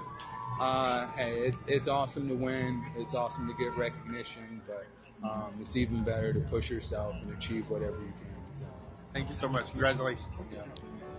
Yep, I always challenge myself to push regardless of whether there's somebody to chase or I'm all by myself, because I want to know that I finished giving everything I had. You can't always win, but you can always push. I'm just super fortunate that the effort gave me the win. Never give up. These were the words yesterday of Nathan Martin, the substitute teacher from Michigan. The first, in I got to look at the historical part of all this, but the first African American to win a marathon. Here, let me just this guy competed, George, at Spring Arbor University of the NAIA. He competed in the 2016 and 2020 U.S. Olympic trials in marathon. He was the fastest marathon time by a black man in the U.S. At 2020 at a 2:11 marathon. His personal best was 2:10:45. Anyway, blah, blah, blah. I could go on and on and on. Shout out to John Davis, John W. Davis, who I did got see that. The finish, by the way. How spectacular was that finish? Yeah, it's cool. Now that you've seen it, you understand why I'm so hyped about this, because it wasn't like he passed him and beat him by 100 yards. No, the guy dove at the end, too, because he realized, oh, my God, this guy's coming after me. And the guy, Camus, I don't know how you pronounce his name, they pulled this guy off in a stretcher because this guy had given it everything. By the time he got to the finish line, he had nothing left in the tank, and you saw him crash face first down into the streets of downtown L.A., or wherever the finish was. So, it's going to be all right. Keep your head up. That's right. Congratulations, Nathan Martin. You're a very inspirational guy. You see the breaking news? Your dealer's choice. Thank you. You see the breaking news for your Steelers? No, tell me. Oh, wide receiver Michael Pittman Jr. from the Colts traded to the Steelers. Here we go. Wow. Now they got to figure out what they're going to do at quarterback. I think everybody knows what they're going to do. Which is what are they going to do? I think he's going to come back. Oh, I don't know. I can't imagine McCarthy and Rodgers coexisting again. It'll be so fun, though. I don't disagree with that. It'll be fun for us. Lots to talk about. Well, he's married now. Probably different. Yeah. He's a different guy now. To his mystery wife. Exactly. Yeah, right. No one's seen her. The paparazzi's all over him, but no one's seen the wife. What are you going to do? I don't know, but what I do hope for is I hope one day he just tells us it was all just a goof. I was not really married. Just for the goof of the goof. Hallucinate. Are you saying he's like Manti Te'o and Lanai Kukua or whatever? Right, something like that. Time for the Don't Sweat the Small Stuff calendar of the day today for Monday, March 9th, 2026. Don't sweat the small stuff. Change it up. Invention and new discoveries are some of life's greatest little pleasures. Hey, that's how Bergie got the Stye. Don't be afraid to treat yourself. Yep, that's today's Don't Sweat the Small Stuff calendar of the day. Well, we usually wrap up the show with our friend Michael McDonald. I'm not going to play it, though, because we are not going to do any more content. We are going to do recording our Jacob Emrani spots. Oh, really? And if you want to stay tuned and watch us do this, feel free. Now, I have a question for you. Yeah, sure. There's not a script here. No. These are ad-libs conversationals. So there's 2 60s that you both will do together, then 2 30s that you'll do together, and then 15s solo, 2 each. And really, that one's easy because you could just do the count on Jacob for every accident, count on Jacob after a car accident, count on Jacob after a rideshare accident, 800-345-6789, 800-345-6789. Then with the jingle and the donut, you should be fine. Questions before we begin. Yeah. Am I recording my computer and you're recording your computer? Let's just all right. slap it around. I also have a question. If I may. Go ahead. I would love to do this tomorrow in studio. Nope. Because Sedano's not in studio tomorrow anyway, so it doesn't matter, and he's got to leave at 9:30. That's why I was texting yesterday about this. Right. Okay. So we can't do this. Okay, we got to do this now. Yeah, because Sedano's what? Wait, but what's your objection to now? Me? Yeah. No real objection to now, but these are pure ad libs, right? Right. Well, it's not that hard to ad lib. No, I like it. I like the we fact do that we're it every working day. off script. Yeah, I like that we're working off no script. It's like it's really 50 seconds with everything, with the production, the jingle, and everything. But if you give me 60, I'll trim it down. You know, I like to trim it down. Yeah, I do know that. So are we ready? I'm going to time you guys here. Okay. Do you feel very not confident about this? No. I'm very confident. As a matter of fact, I'm bringing out my stopwatch as well. All right. I'm gonna keep track of the time as well. So George, are you ready to go? Sure. Okay, let's do 60 number 1 combo conversational concept number 3. 3, 2, 1. Hey, Cap. Every day we talk about how challenging it is when you get into an accident. Obviously, you're dealing with the emotional aspect of it. Your car is totaled. So when your car's totaled, who do you count on, Cappy? You count on Jacob and Ronnie, and you call them at that number that everybody knows because there's billboards all over town. Everybody knows this number, 1-800-345-6789. That's right. Yeah, and here's the thing. You got to call him because you're going to start getting calls from all sorts of other people. Like an adjuster calls you. Who are you going to count on when the adjuster calls you? You're going to count on Jacob and Ronnie, and here's the thing. Don't talk to these adjusters. Don't all of a sudden start telling them, oh, man, I know this is my fault. Oh, I'm sorry. No. Don't talk. Do not talk. You call the number, 1-800-345-6789, and you let Jacob do the talking. Well, and the reality is if the accident is one of these accidents that's very difficult to deal with, if your car gets totaled, that means you could physically be hampered, and that means maybe you don't go to work in that scenario. And in that scenario, who do you count on, Cappy?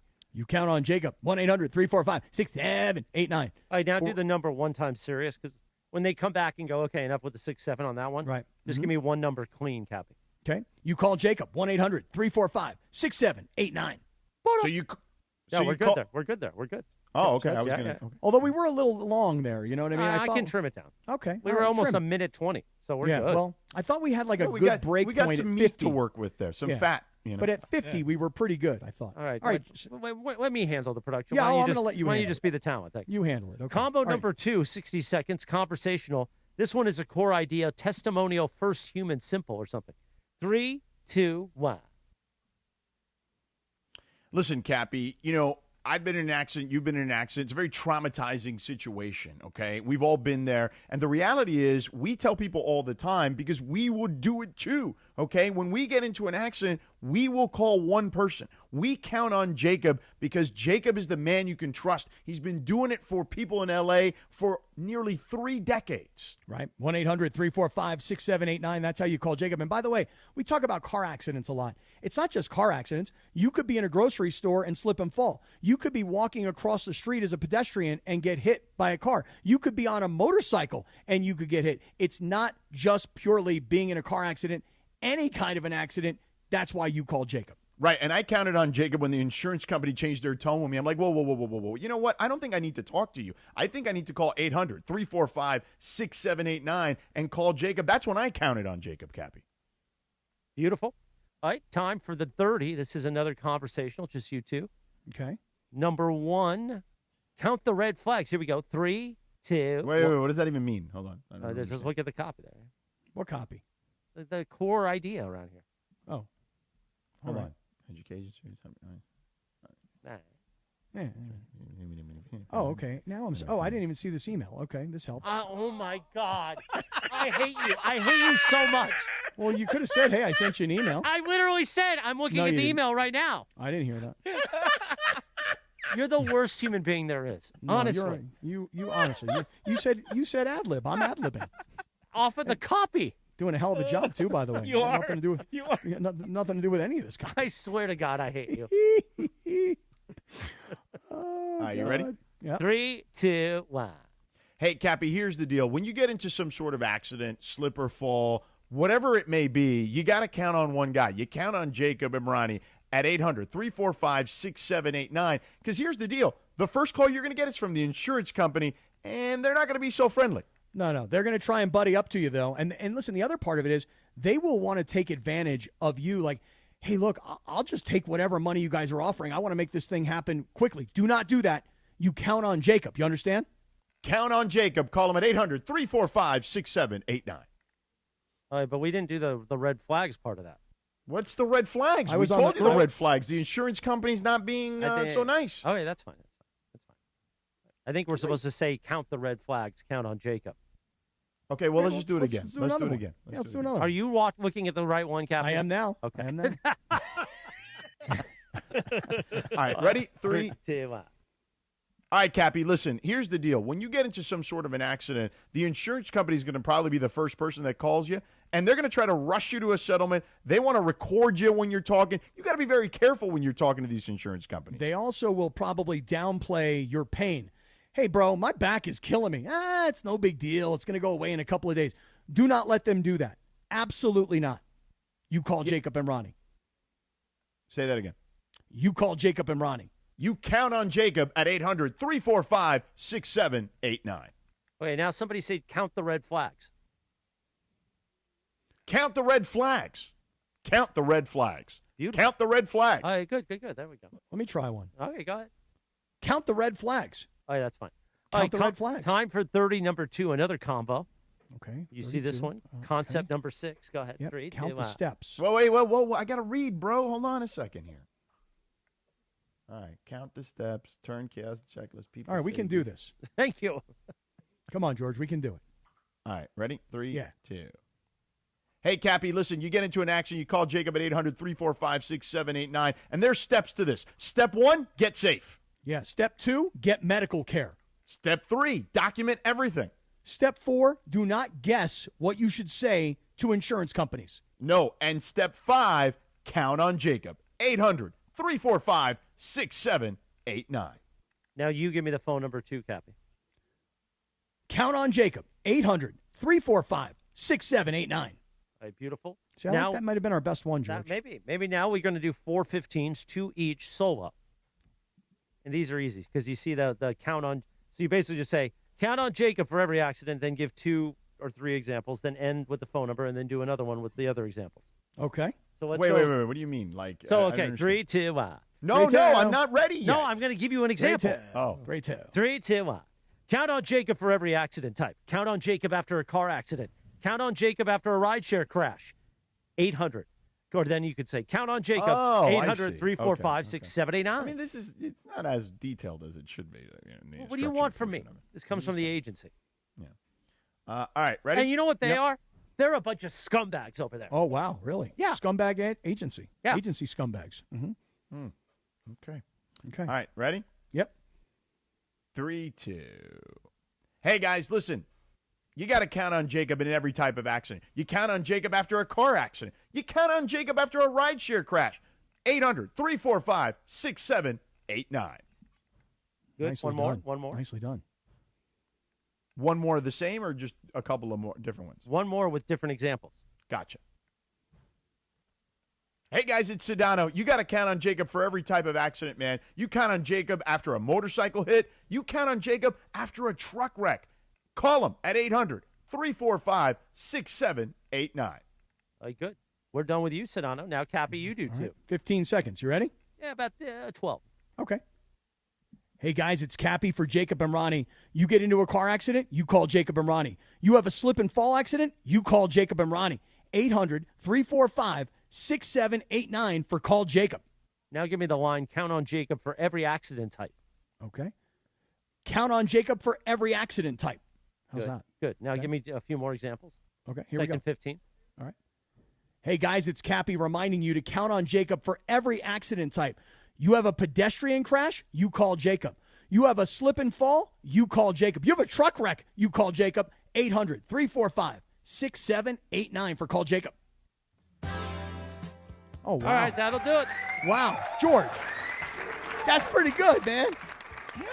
You ride that Jacob hog. That's pretty good. All right, everybody, have a great Monday. Enjoy NFL free agency. We'll see you tomorrow for a live Imaging Tuesday presented by Providence. Cappy, you better be here by 7 o'clock tonight. Oh, I'll be there. Travel safe to Hawthorne. George, you picking me up? Nope. Rude. All right, it's good to be back. I mean, listen, if you were coming to the South Bay, we'd welcome you. But you're going downtown to the Dog. You think Bergie's back tomorrow from the size? No chance. No chance Bergie's back tomorrow. Double Stye guy is Lindsay's not coming back. Yeah. No chance Lindsay's back tomorrow either. Oh, we're just going to do this again tomorrow? Yes, sir. All right. Did you not record any audio? No way, don't say that. No, I did it. Like we have a backup. We got the backup. All right, we'll see you tomorrow, everybody. Have a great day. We're just a couple of guys messing around. That's what we are.